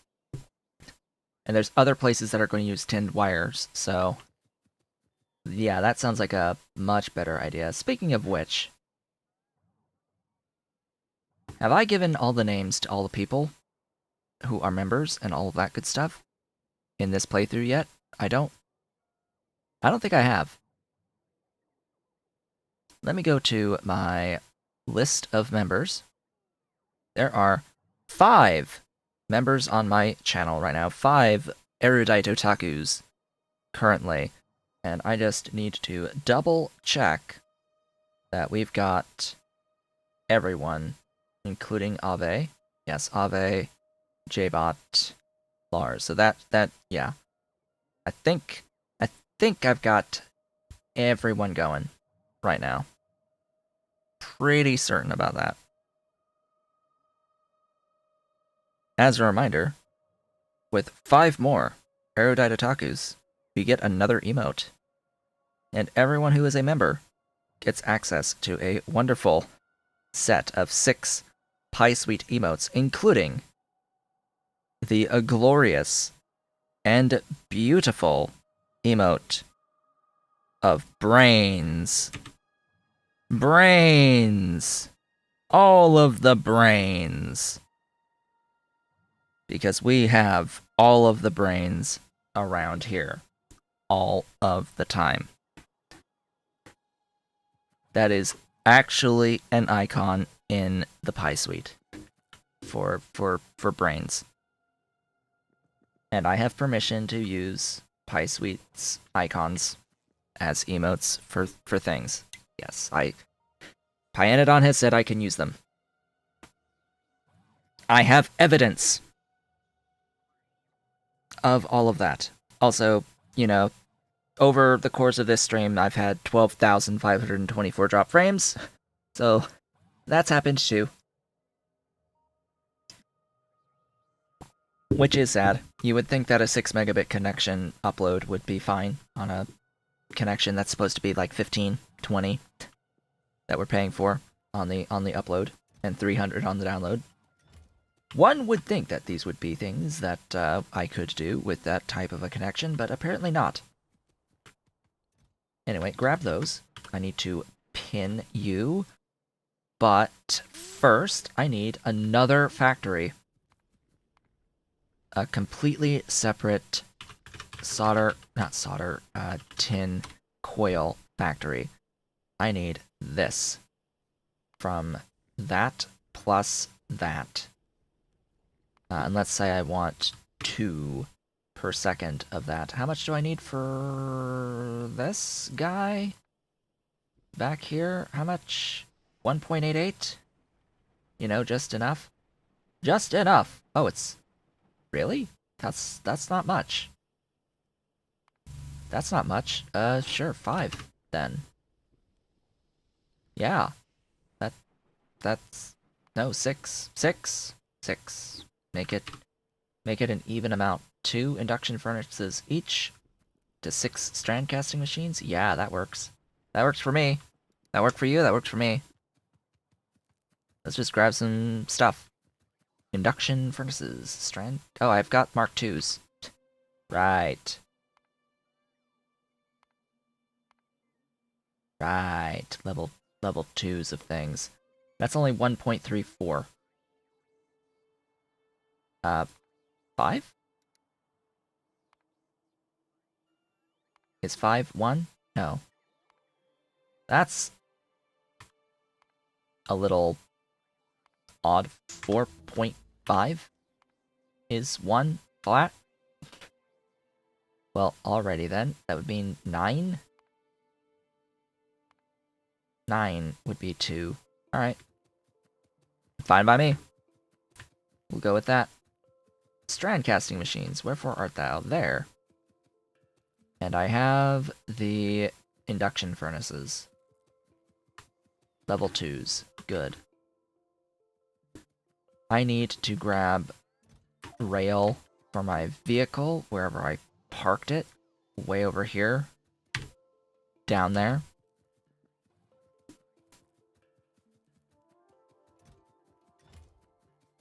Hello, vehicle. Have some rail. In fact, I'm going to take you closer to so I can fill you full of rail. Must have additional rail. What about the... oh, hey, you have a 48 of those. Sometimes I should check what's in the vehicle. Just, you know, a little more often than I currently do.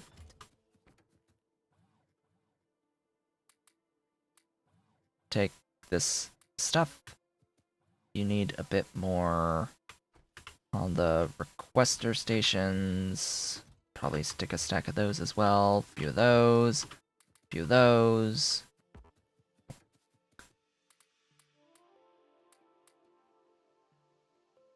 I think we're fine now. The full vehicle, and off we go.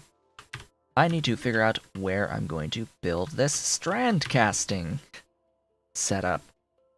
Okay, let's extend it out this way.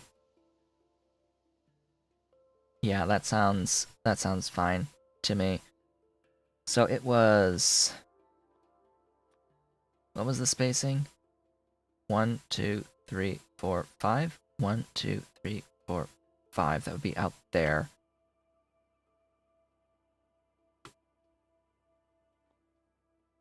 Let's get a radar down out there. Don't place it with nanobots. I always need to pay very close attention. I have the Big Brother mod on here. By the way, exclamation mark mods. For ideally, that will work. But that is to give a link in the chat to my mod list for this game. It should be in my description as well to this video. Just list of mods. Available through the description. Link in the description below.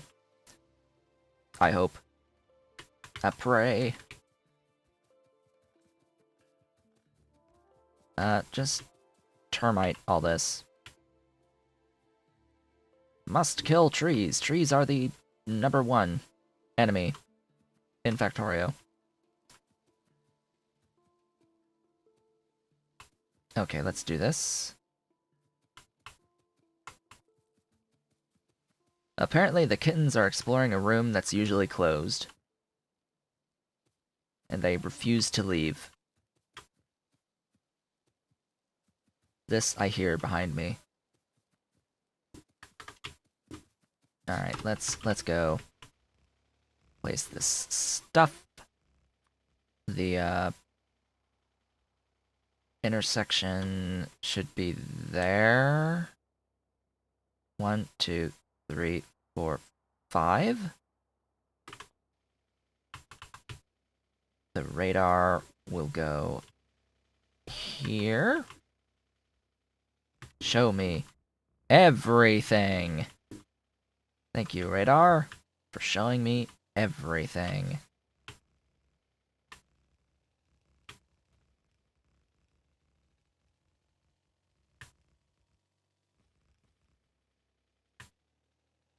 Now, just as a little note for the side here, as an aside, we have plenty of those.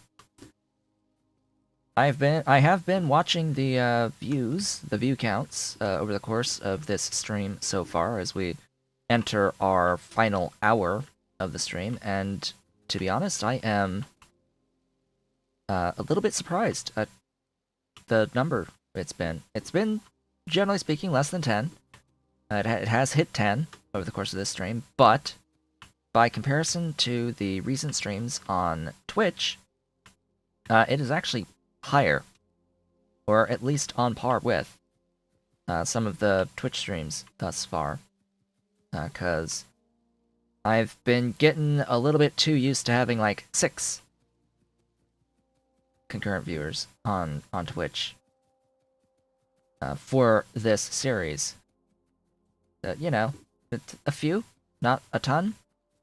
It's not like when the Pie Suite's most recent expansion hit, Pi Alien Life, where I had like over 20 people watching that set of streams when Alien Life hit. Has not been like that at any point in recent times, but it's good seeing people here on YouTube for the streams. This has been one of the reasons why I've gone to YouTube as well, is because I have significantly more people following me, subscribed to me on YouTube, than I do following me on Twitch. I have like over 1,000 subs here on YouTube. 1,077 the last time I looked, whatever that is now, I don't know. 1,077 still. It's a lot, and as I've done this transition to streaming on YouTube, like in these recent days, the number of subscribers on YouTube the rate of gain has gone up, which I've found to be quite interesting. Now, I am here at the mall to do what? Exactly. Why did I... Oh, I came here to pick up some big power poles.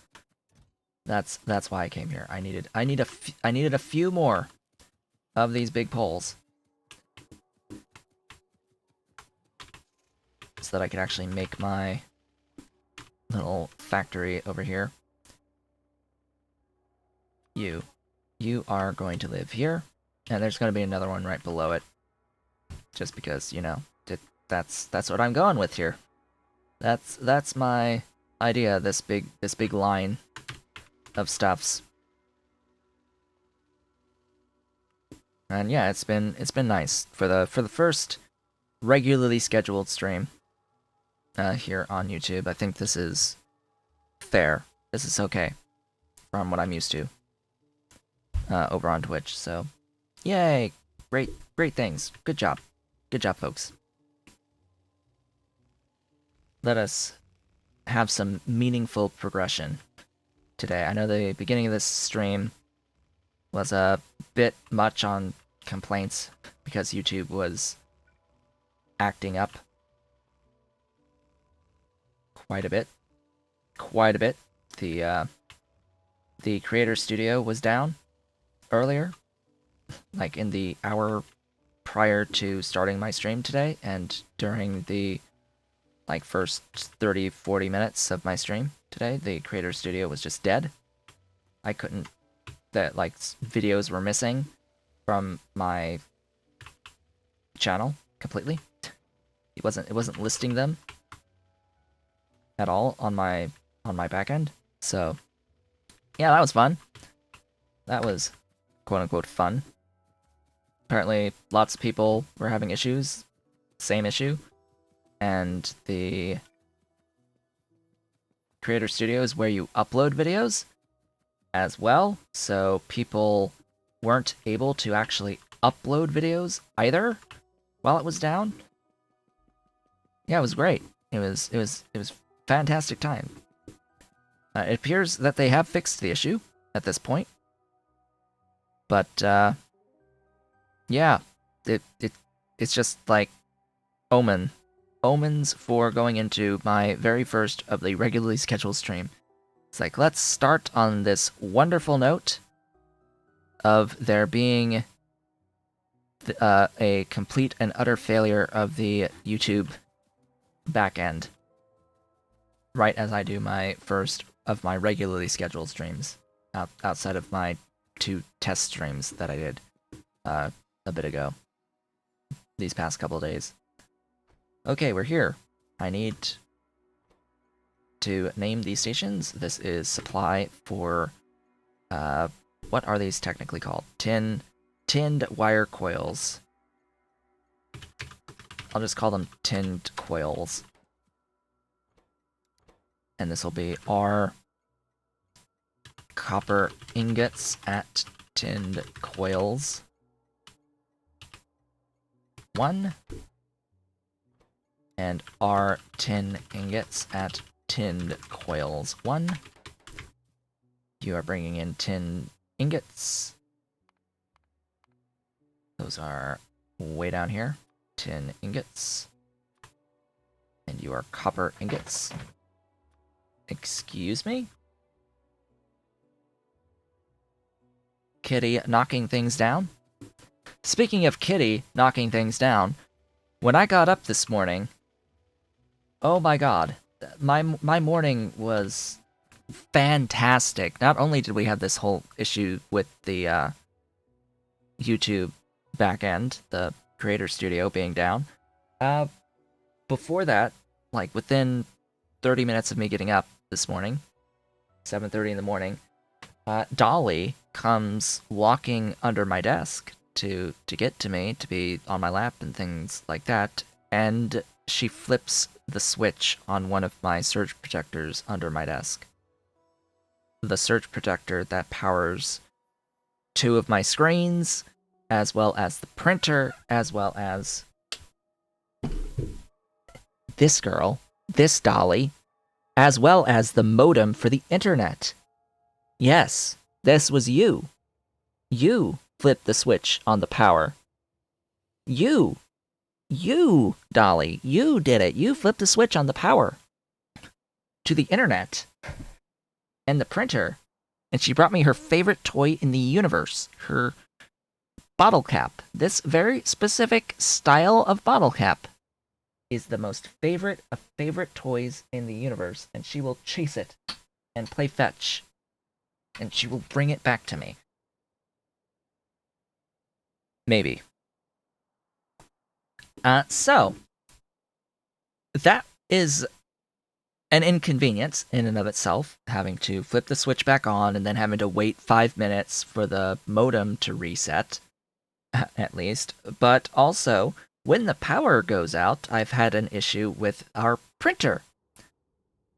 Because I've had it printing this page of, like, device, whatever, status, device properties, device, whatever. It's just this weird page that it begins trying to print, and it's very slow trying to print these lines of, like, just, like, device status, question mark, device connection, question mark, status, question mark. It just keeps repeating this over and over and over and over again, line by line. And it's like, it won't stop. You go to the printer, you hit cancel, it keeps getting sent this same print job over and over and over and over again, nonstop. So my morning was figuring out what the heck was going on with this. Why is it doing this? And it does this generally after the printer loses power from like an outage, and when the power is restored after an outage. And as it turns out, it is my PC that is actually sending this request somehow. It doesn't show up in a list of print jobs, of print requests, yet it's still there. It's still the computer. A problem with the drivers. Something with drivers. So I still have to reinstall all the drivers, but at this point I have removed all of the drivers for every printer I've ever had on this, connected to this computer. It's been a while since I've redone the operating system on this computer from scratch. So Yeah. I had to take care of that slight problem because it was just going to keep printing that page infinitely. Hello, Dolly. Hello, pretty girl. You didn't bring me your cap. Yes, you're squirmy. She's a squirmer. She's a squirmer. Hello. Hi. Hello, the pretty girl. Yes, you're squirming. You want to go away? You want to go play? You want to go play? Little Miss 7.5-month-old kitten. Alright, let's get this sorted. I need 2 of you. 2 of you. Ideally aligned properly. And then I need strand castings. 9 of you. With water. Oh, hey, I need more water. You are making these beautiful things. The water is on the other side, because of course it is. You are making, I guess, the copper. And you are making the tin.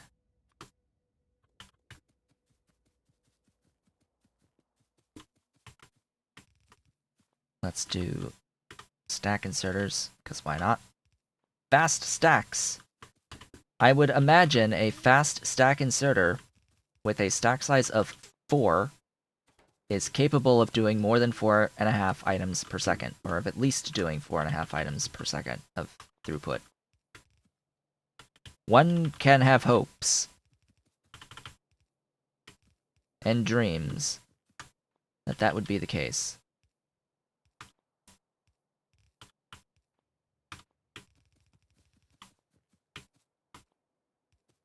I can actually shift you up a little.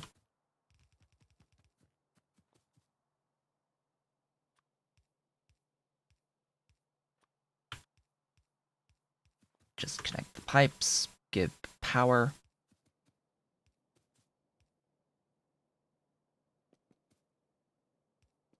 There's power to the things. Lots of molten stuff. You can actually shift up a fair bit.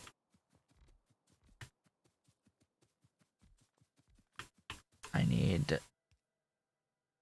all of these pipes. Wow, that's a lot of pipe.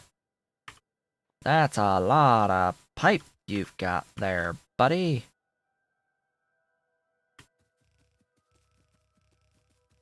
I think I have enough pipe in my inventory to cover this.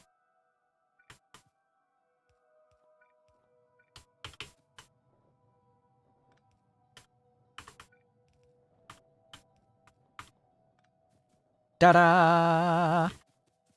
Give power. Must have power! And they are operational. I'm going to use loaders on the output. I don't need to for throughput, but I'm gonna do it anyway.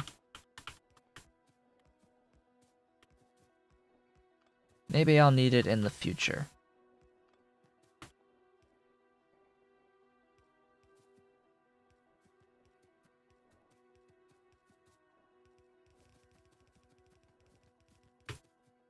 There's our 9 coils per second, our tinned wires. Oh, I'm out of... Huh?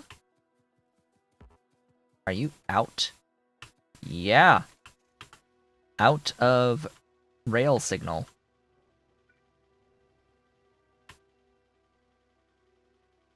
Looks like I'm out of locomotive, too. Soon. Out of locomotive. I am out of the wagons. So I need more wagon. I need more fuel. Fuel! Oh noes! Oh noes! Fuel! Hi, wood.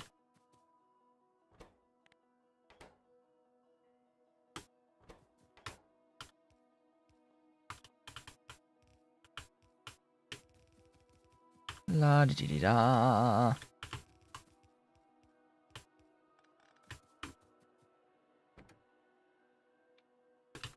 Solder, not solder, tinned. S tinned coils to D tinned coils 1.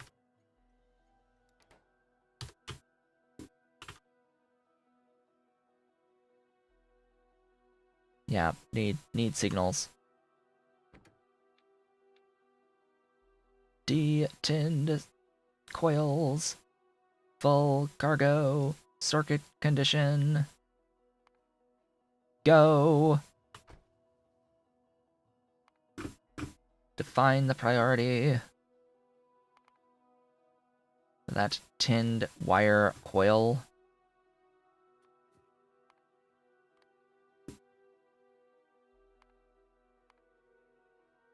And there we go.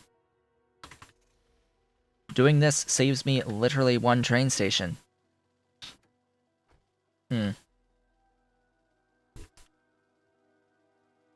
Now, I will have to look at Hellmod and, like, do some math with Hellmod, because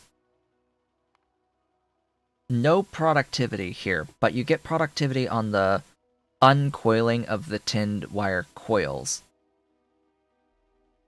I would think it would be... Would it be better to just get the productivity on the copper coil unwinding?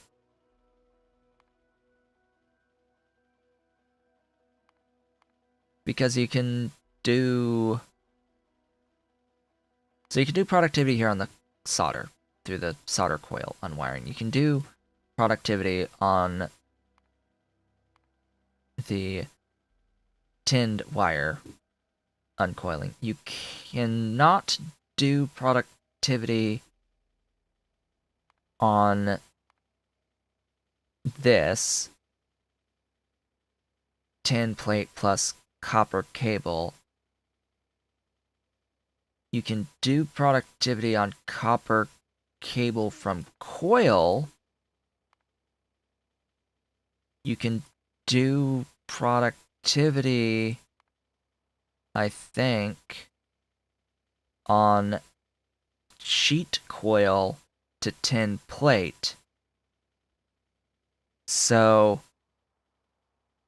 is it better from a plate perspective or a molten perspective to do the tinned wire coils into tinned copper wire, or is it better to do tin sheet coils with productivity into tin, copper wire coils through productivity into copper wire, and make the tin coils that way, the tin wires that way, without that productivity, because you can productivity both of these.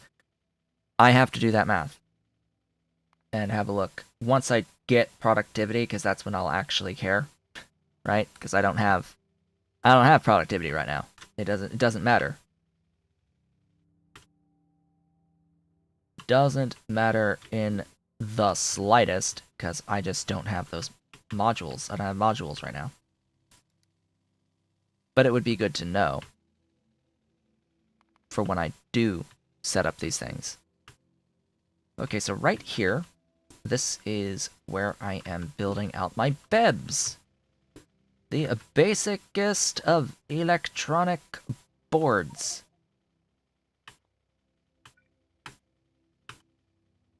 The most basic of electronic boards, and I need those signals. Rail signals. Let's get rail signals.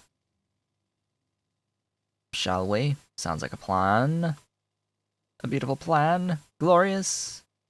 Wonderful plan. To the mall! We go, we go. I have about 39 more minutes left in the... Hello? Ollie? Ollie, give me my cord back. Ollie, that's my cord. That's my cord.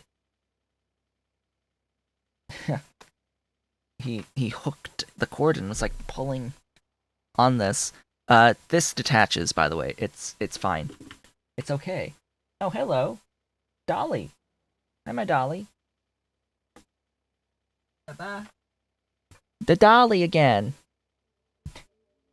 She has returned. And the Ollie is on the floor. I can't grab him easily. Ollie. What you doing? What are you two doing? What are you two up to? They're up to no good. They're chasing each other. That's what they're doing. They're being kittens.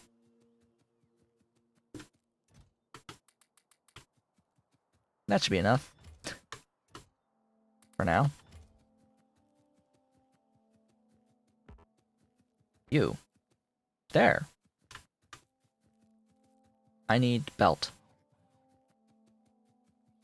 Belt? Belt? I have red belt, apparently. A few units. Nowhere near enough, but a few units of red. Whole 45 items per second. Woohoo! Much rejoicing. 45 items per second. Woo! Yay! Do I really need that? No! No, I don't. Not in the slightest. Here, give loaders. Loaders are good, though. Loaders are fantastic. I like loaders.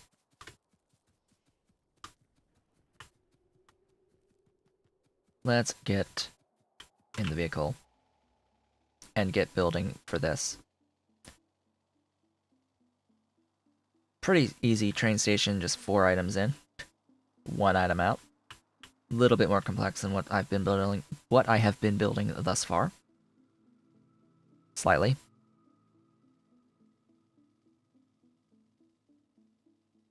You are... oh.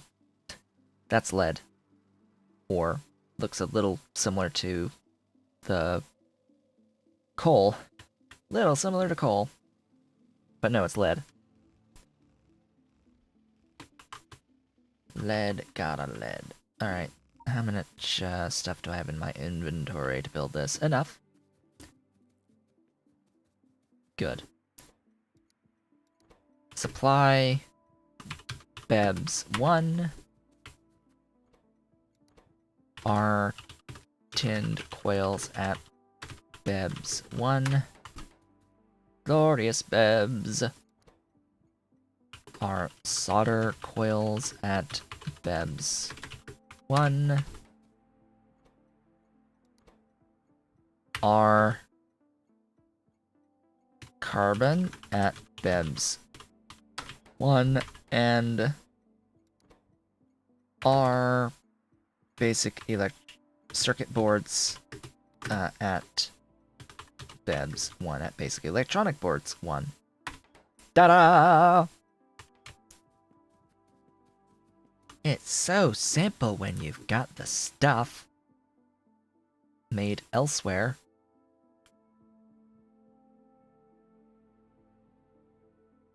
Alright, let's grab these.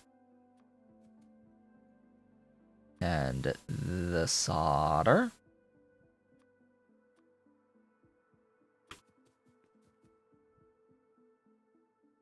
Oh! Lights! Gib lights. And the carbon. Carbon is... where? Carbon.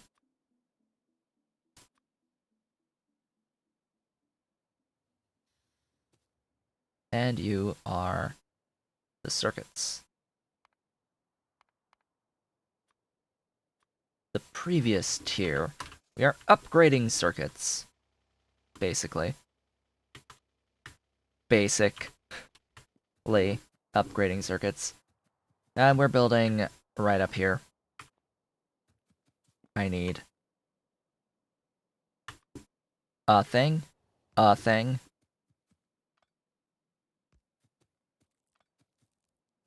How do I want to arrange this?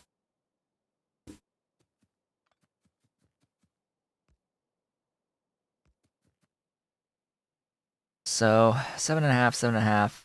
They get used differently with different things. So, ugh. 15 flat to 7.5. That is 2 to 1. Technically, it's 2 to 1. So it's not really 15. It's going to be 16. 16 into 8. Somewhere up here.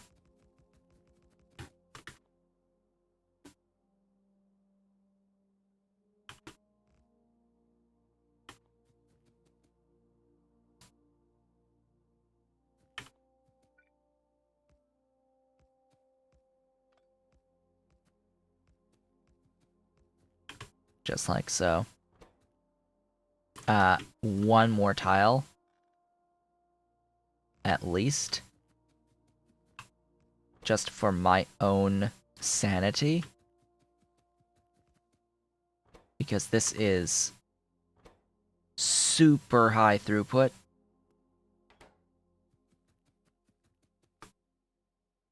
Actually. 1 takes 5, 2 make 5. It's...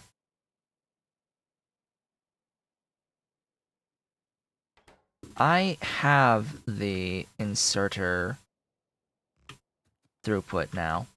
I don't need loaders. Like, this... Fast stack inserters work fine. They can do 2.5 items per second each.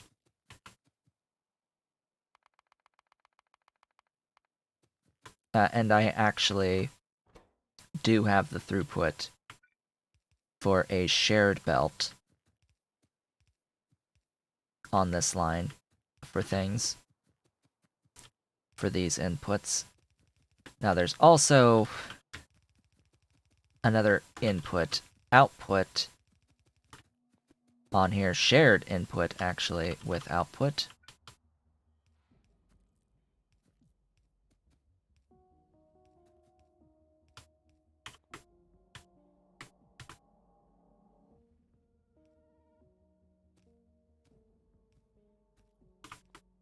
And just for my own edification,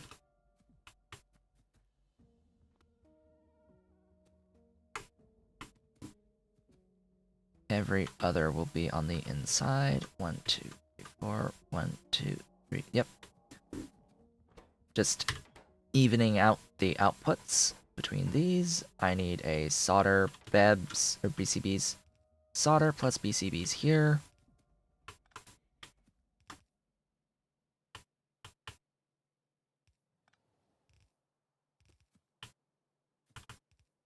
BCBs.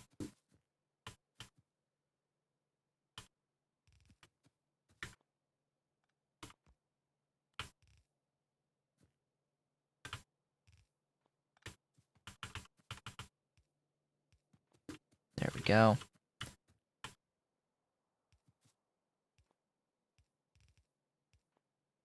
Let's get these inputs going. Some of them, anyway.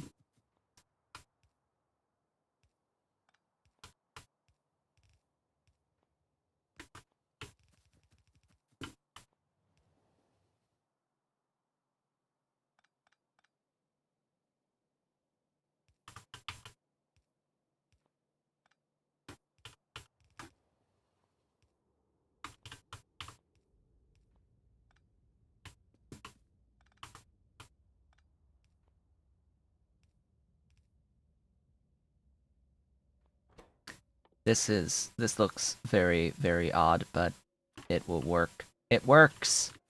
Trust me. It works. How much? 4? That's fine.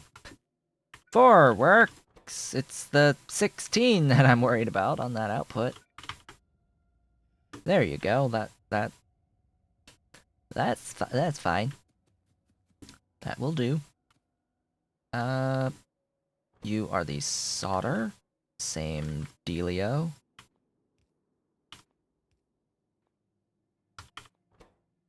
Yeah, just much higher throughput. And then that just goes there. This is the carbon.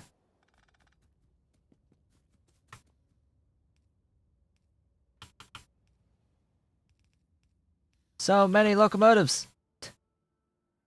Trains! Glorious trains!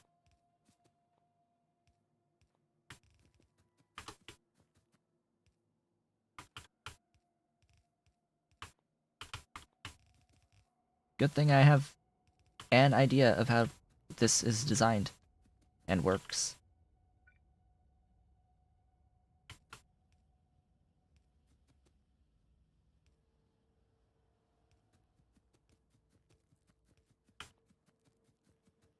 That's convenient for the reach on the power poles. And the BEBs are a go. The BEBs are a go. We've done it. We've got our supply of BEBs. I did not get more cargo wagons from my mall. So, hey, we need to go back to the mall to get the cargo wagons real quick. Real quick. Get some wagons going. And yeah. So, BEBs. They're nice. They're convenient. Such a nice little build for BEBs. We've now got them on my train network. Ish. I need to do that. I did not rename these stations yet, did I? Nope.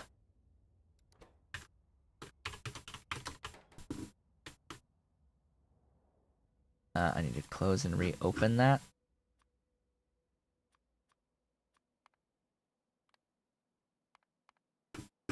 Ta-da!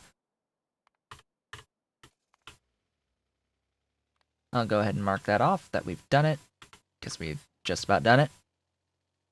Gotta grab some cargo wagons, as well as a few more locomotives themselves, and a bit of solid fuel for those locomotives. As we continue to grow and expand this base, this beautiful, huge, somewhat large base. We have a bit of a base right now. A small base. Very, very small. Tiny. I am here for wagons and locomotives.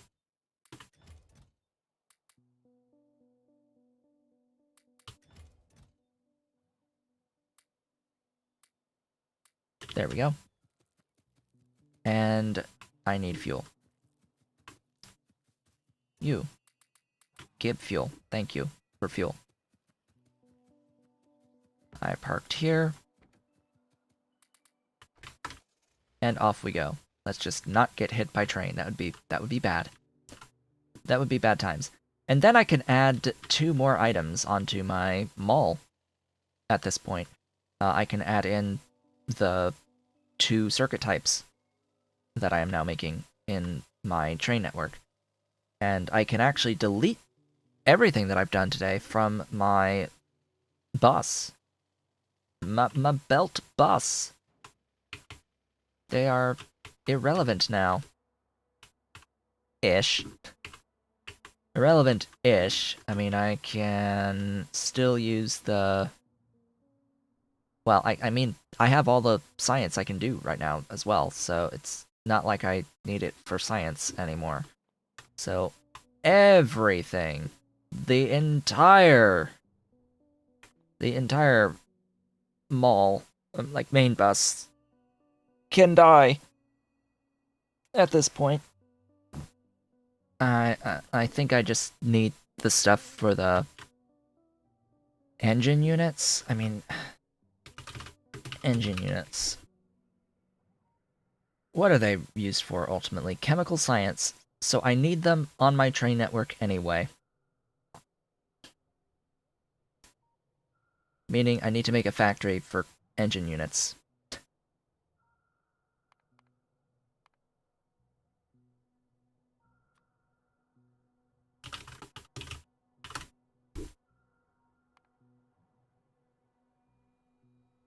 Now I have these sciences on the network. It's not required right now. I think that really the next thing should be getting into the crystal catalysts so that I can get some of that going on. I think I'll need a supply of glass as glass for things going forward. Petri dishes. What?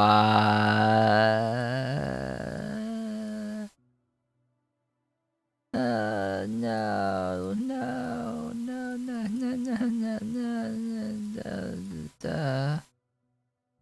With the move to YouTube, it seems like I have significantly higher audio quality while streaming. It's nice. Oh. I didn't realize. I made a very a small change to my audio after my first test stream as well. So if you find my first test stream, the audio should be identical to the Twitch audio up to that point. I made a small adjustment to try to reduce the amount of peaking that I was having, and yeah, it's just a balance. Before that, I had trouble with not enough volume. There were people saying, "Oh, I have to turn the volume up for you." It's like, okay, let's try turning the volume up, and I turn the volume up, and then it's too much, and I've dialed it back a little bit again. Audio is the most annoying part, most complex thing to get right in streaming, in making any video content whatsoever. Both audio and video seems better.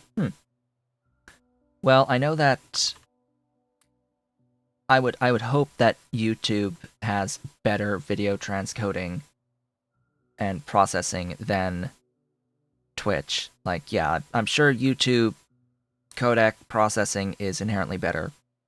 Now, I find it interesting that you say that the video quality seems better than Twitch right now because I am dropping frames. I'm dropping frames. I've dropped 19,309 frames over the course of this stream, or about 6.7% of the total frames transmitted during this stream. And I just had a few extra frames. But in terms of the bitrate, the bitrate's 6 megabits right now, and yes, on Twitch it was at 3 for a while. But it should be the same as my test stream as at 6. I did a test stream 2 days ago at 6 megabits, and it is better. I looked at the VOD. It must be my eyes.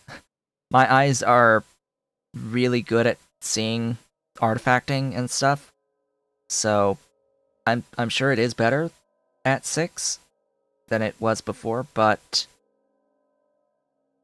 I can still see the artifacting like around my webcam.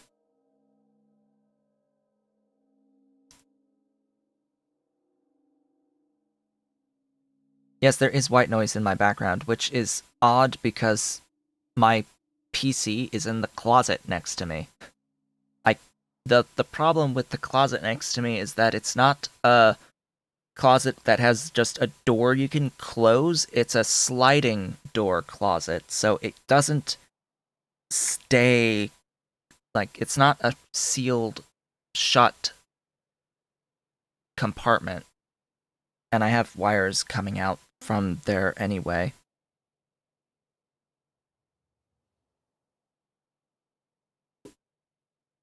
But yeah, part of it with Twitch was that I was doing 3 megabits.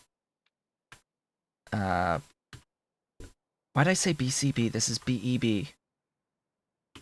Or no, this is BEB. BEB. Okay. BEB. SBEB. DBEB. For a few weeks, I was streaming at 3 megabits on a 1080p stream when it should have been 720p for that bitrate. When I did my test stream yesterday, my internet was not capable of doing the 6 megabits up for some reason. And today it's barely able to do the 6 megabits up. It was doing it 2 days ago. But anyway, I did have it at 720p, so I need to actually look and see how the quality is like if at 3 and 720. The PC is boiling. Well, my entire room gets a lot warmer. I don't have my desk fan on next to me either. So I really don't know what this air sound is. It might just be that my mic is not good anymore. It could be a issue with my microphone with that background noise. Or it could be electronic interference that's causing this background airy noise. Now, I do have a noise gate and compression through VST host plugins. So I have a gate and a compressor. That's it. That's it. A gate and a compressor. And the compressor is not that compressy. Yes, it's extremely complicated. It's the biggest, most complicated thing of streaming. And the hardest thing to just wrap your head around. It's just understanding it conceptually is not simple. Not simple in the slightest, especially when I have an XLR microphone. A good XLR microphone. Good-ish. I have a Rode Procaster XLR microphone going into a relatively cheap interface, so yeah. That's a thing. I mean, I have interference I can actually hear through my headphones as well. So there's that too. There is some electronic interference in this room.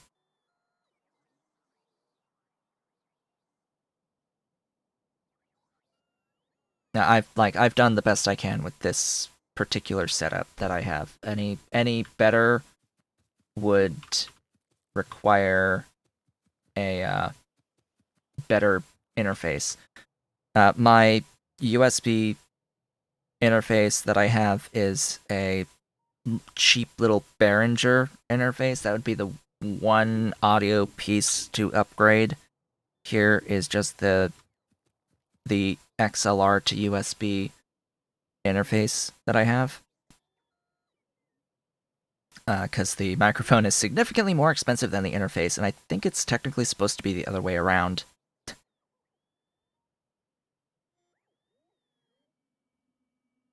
Yeah, the interface would not be immune to the interference, which might be the problem, is that the interface on the wire for the USB cable going into my computer might be experiencing something or other somewhere.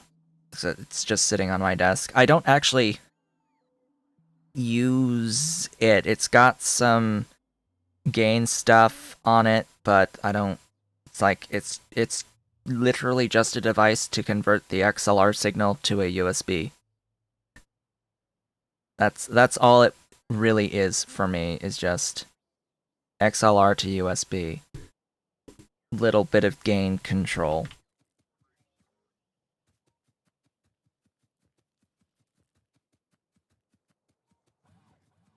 You love how I'm approaching this differently than you when you played Angels? Yeah, I'm approaching this very differently from when I first played Bob's Angels.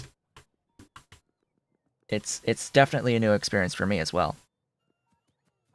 Because when I played this a year ago, little over a year ago, on my channel, I did the entire playthrough, Angels Bob's Space Extension, with a main bus.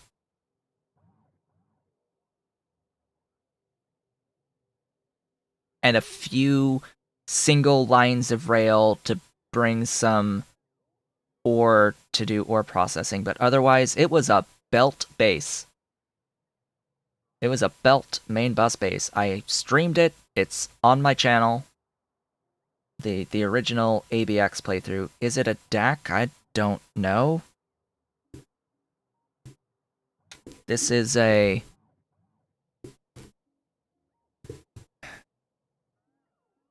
USB interface.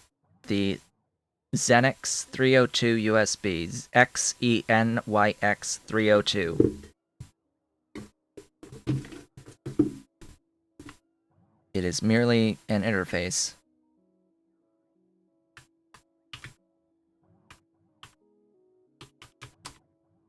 Technically a mixer. Message deleted. Uh-oh. There were caps. There were caps. Oh goodness.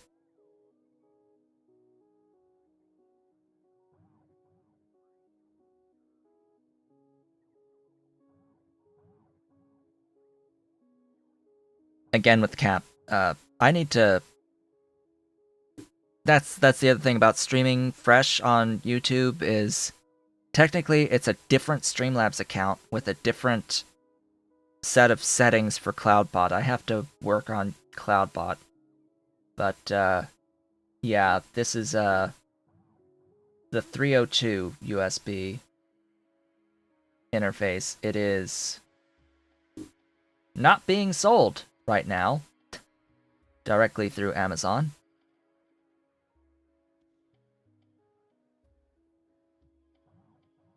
I could have sworn it was significantly cheaper than this. Analog to digital converter. Yeah, that's basically what this is. It's a mic in, and it's got some other analog input in. It's apparently $100 for this tiny little thing.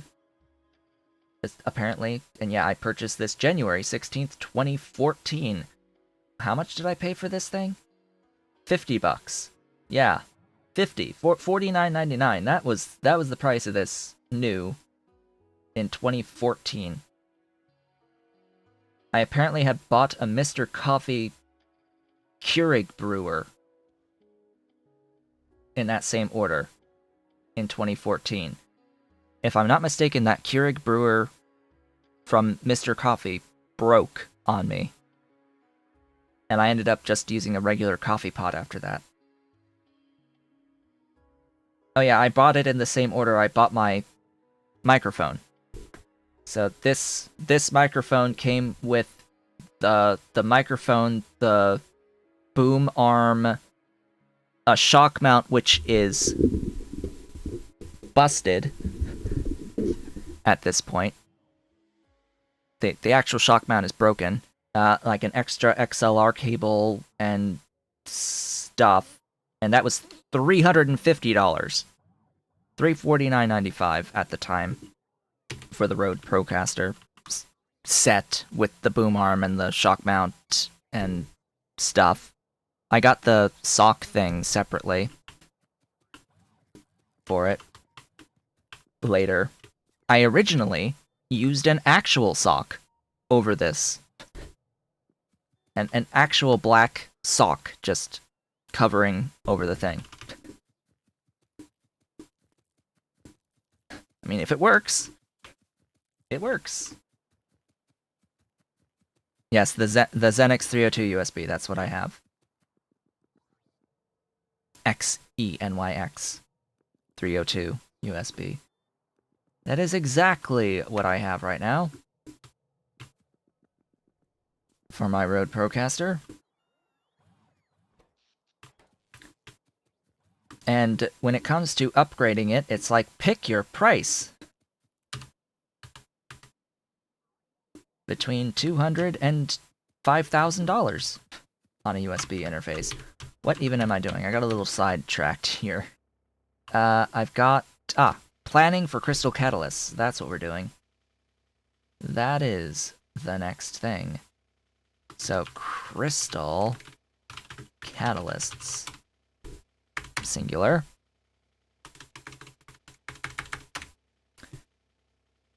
Catalysts. On what page? Really?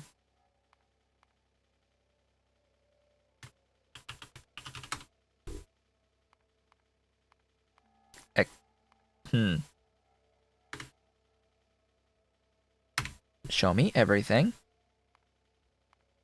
And then go to this tab. And show me these. Oh.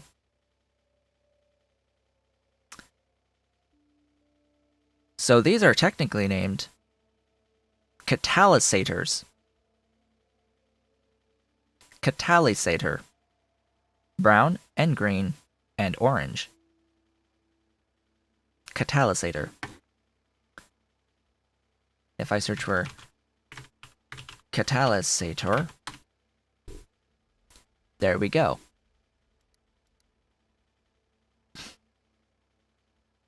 Anyway, I want 30 of these. I'll need more than 30 of these. Coal filtering, sure, that's fine. I need the crystal slurry. And then we get into the concept of the crystal slurry. I've done this math in the past, I think, by hand. But I think it's better to not go the crystal dust route. For hell mod purposes, it's easier to just do the crystal dust route. It's some sort of attempt at spelling a word, I guess. Catalyzer. Yeah, I would hope that their goal was to say catalyzer, which would be Lyzer in US English. I would hope. Sometimes it is S, even in US English, but stuff.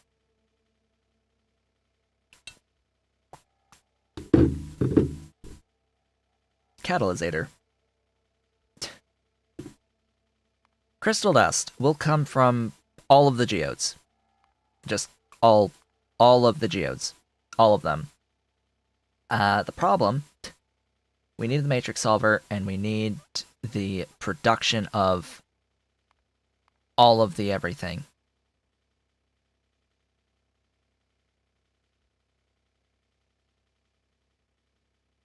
Right. I forgot that you get geodes when you make chunks. That apparently, I hated the fact that you got geodes out when going from crushed to chunks through flotation. I apparently hated it so much that I completely blanked it out in my mind. No, I have no doubt that it is an S in the spelling of catalyzer in the British English spelling. Well, yeah, so this should give the proper ratios here. And we can make a comparison, right? Because I can copy this whole thing, and I can just go like over here and paste it again. And what I can do... Oh! Paste kept the amount that I wanted. Pasting kept the 30. I'm surprised. I don't think that Hellmod used to keep the output request amount. Or maybe I'm thinking of if it was on ingredient input. So the alternative to look at is, instead of doing all of that through this process, to do all of this through this process. All of this through this process. And to get all of them from this. And then we can see that, hey, it's 35 washers and 186 sulfuric versus 50 washers and 112.5 sulfuric.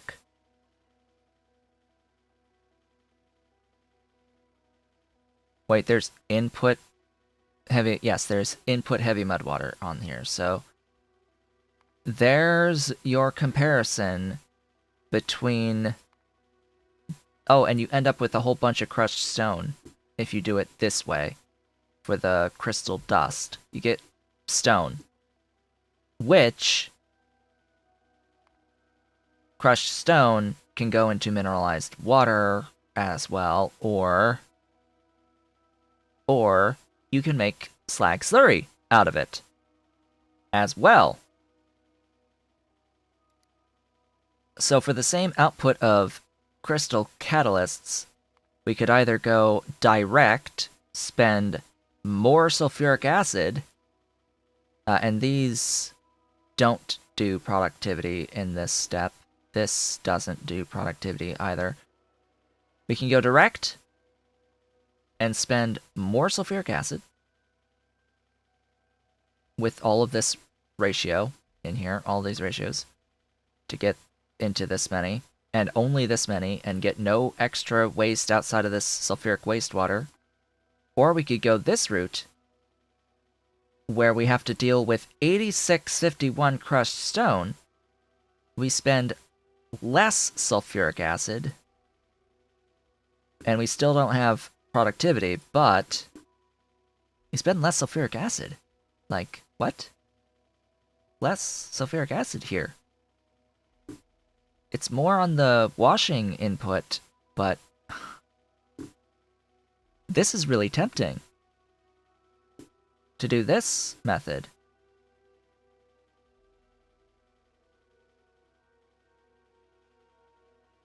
Like, do you see how good this is by comparison? Because then you have 8651 that you could use in here.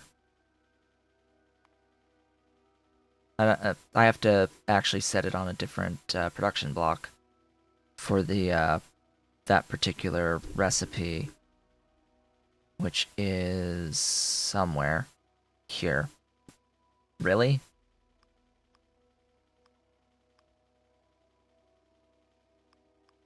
There. That would give me...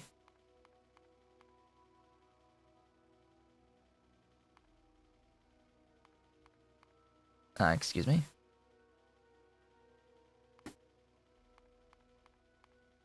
Another 13 mineral catalysts. 13.85 mineral catalysts. 30 plus 1385, and it uses less sulfuric acid on this step.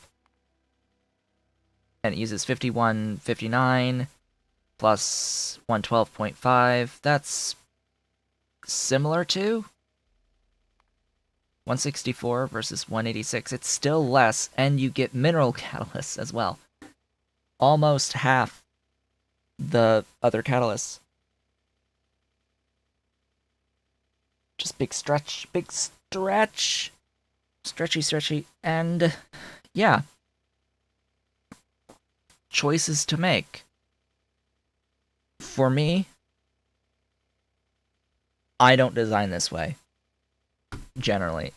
I've looked at this. This is a thing that you can do.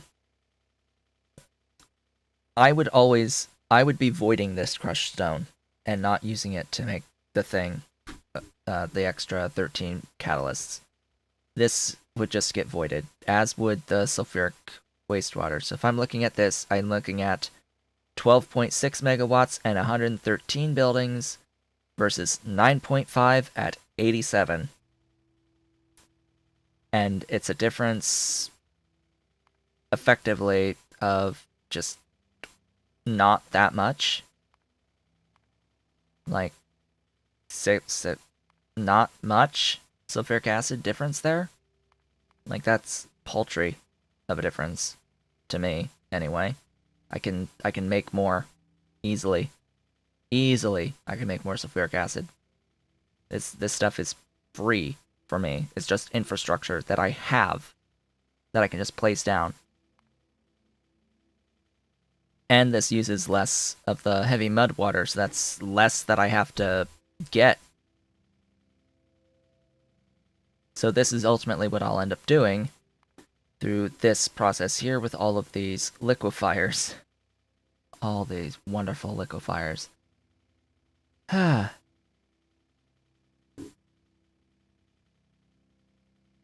It's just a logistical nightmare to keep track of all of these. Now this comes out of viscous. There's one prior step in washing before getting into this out of the viscous mud water, and that is provided through, I think it's just no, not mud. No, it's provided through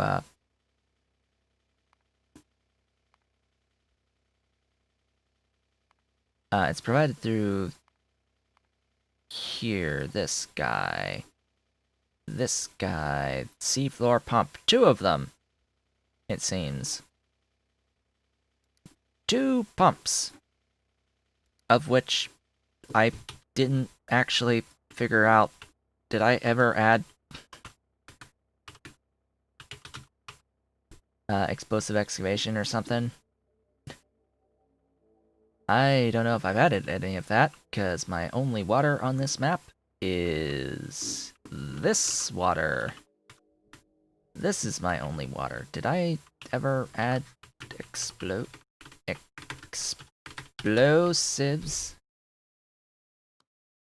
for water? Water blasting charges. There they are. This is explosive excavation, a mod that I have added so that I can place seafloor pumps anywhere I need military science.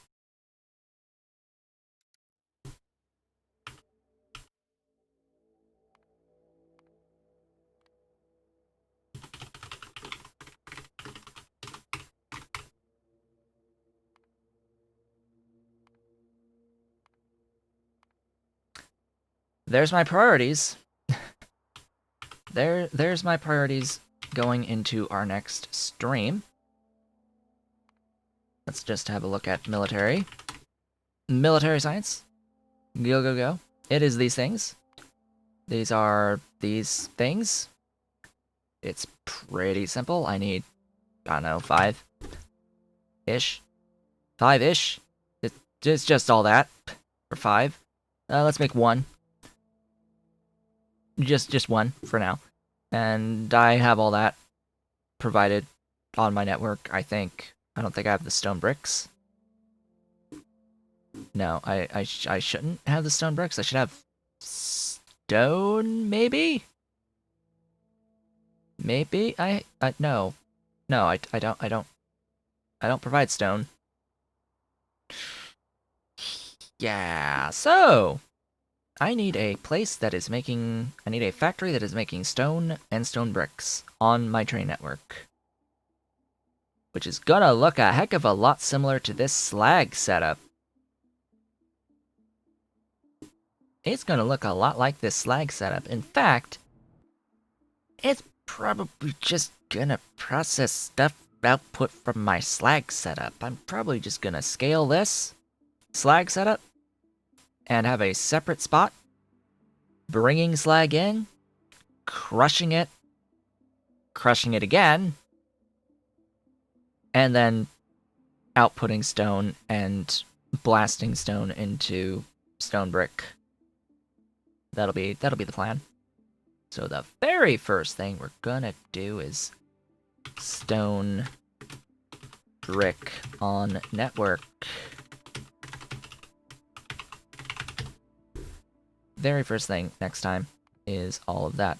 With that, folks, we have reached the end of the stream for the day. Today, I would very much like to thank you all for watching and for bearing with the dropped frames that are very likely going to also be in the VOD. So keep that in mind. That part of the other reason, yet another reason for going onto YouTube and streaming onto YouTube is that the VODs are, technically speaking, immediately available. This is a more than 2-hour stream, so therefore the first hour-ish of the stream, like everything prior to the last 2 hours, will not be immediately available until YouTube has gone through and processed the video a bit, so just keep in mind this is a YouTube thing. They only let you see the last 2 hours of a stream that has just finished. As weird as that is, for some reason, even if my DVR is on, I think, it'll still do that. It will take some time to process, but other than that, once it's processed, it's there for forever. Yeah, you can just watch it. Just that's the VOD. It's on the thing. I don't have to go and render another video and use my bandwidth to upload a 13 gigabytes worth of video every single stream that I do. That's literally how big the two parts combined end up being, by the way. When I cut these VODs into two from Twitch and load them onto YouTube from my source footage, yeah, like 13 gigs, 12, 13, 14 gigs each stream, 3 times a week. Plus the regular videos and all of that. I get pretty close each month to the bandwidth cap that I have through my internet service provider, which is actually they increased it recently. It's 1.25 terabyte. Used to be 1 TB. But anyway, I would like to thank you all for watching. This has been Otaku Showboat. If you have enjoyed today's video, please be sure to do all of the social and engagement stuff down below. You can even hit that join button if you are so inclined, or support me on Patreon at patreon.com/otakushowboat if you are so inclined to provide something a bit more immediate in regards to financial support, as well as recurring financial support in that way.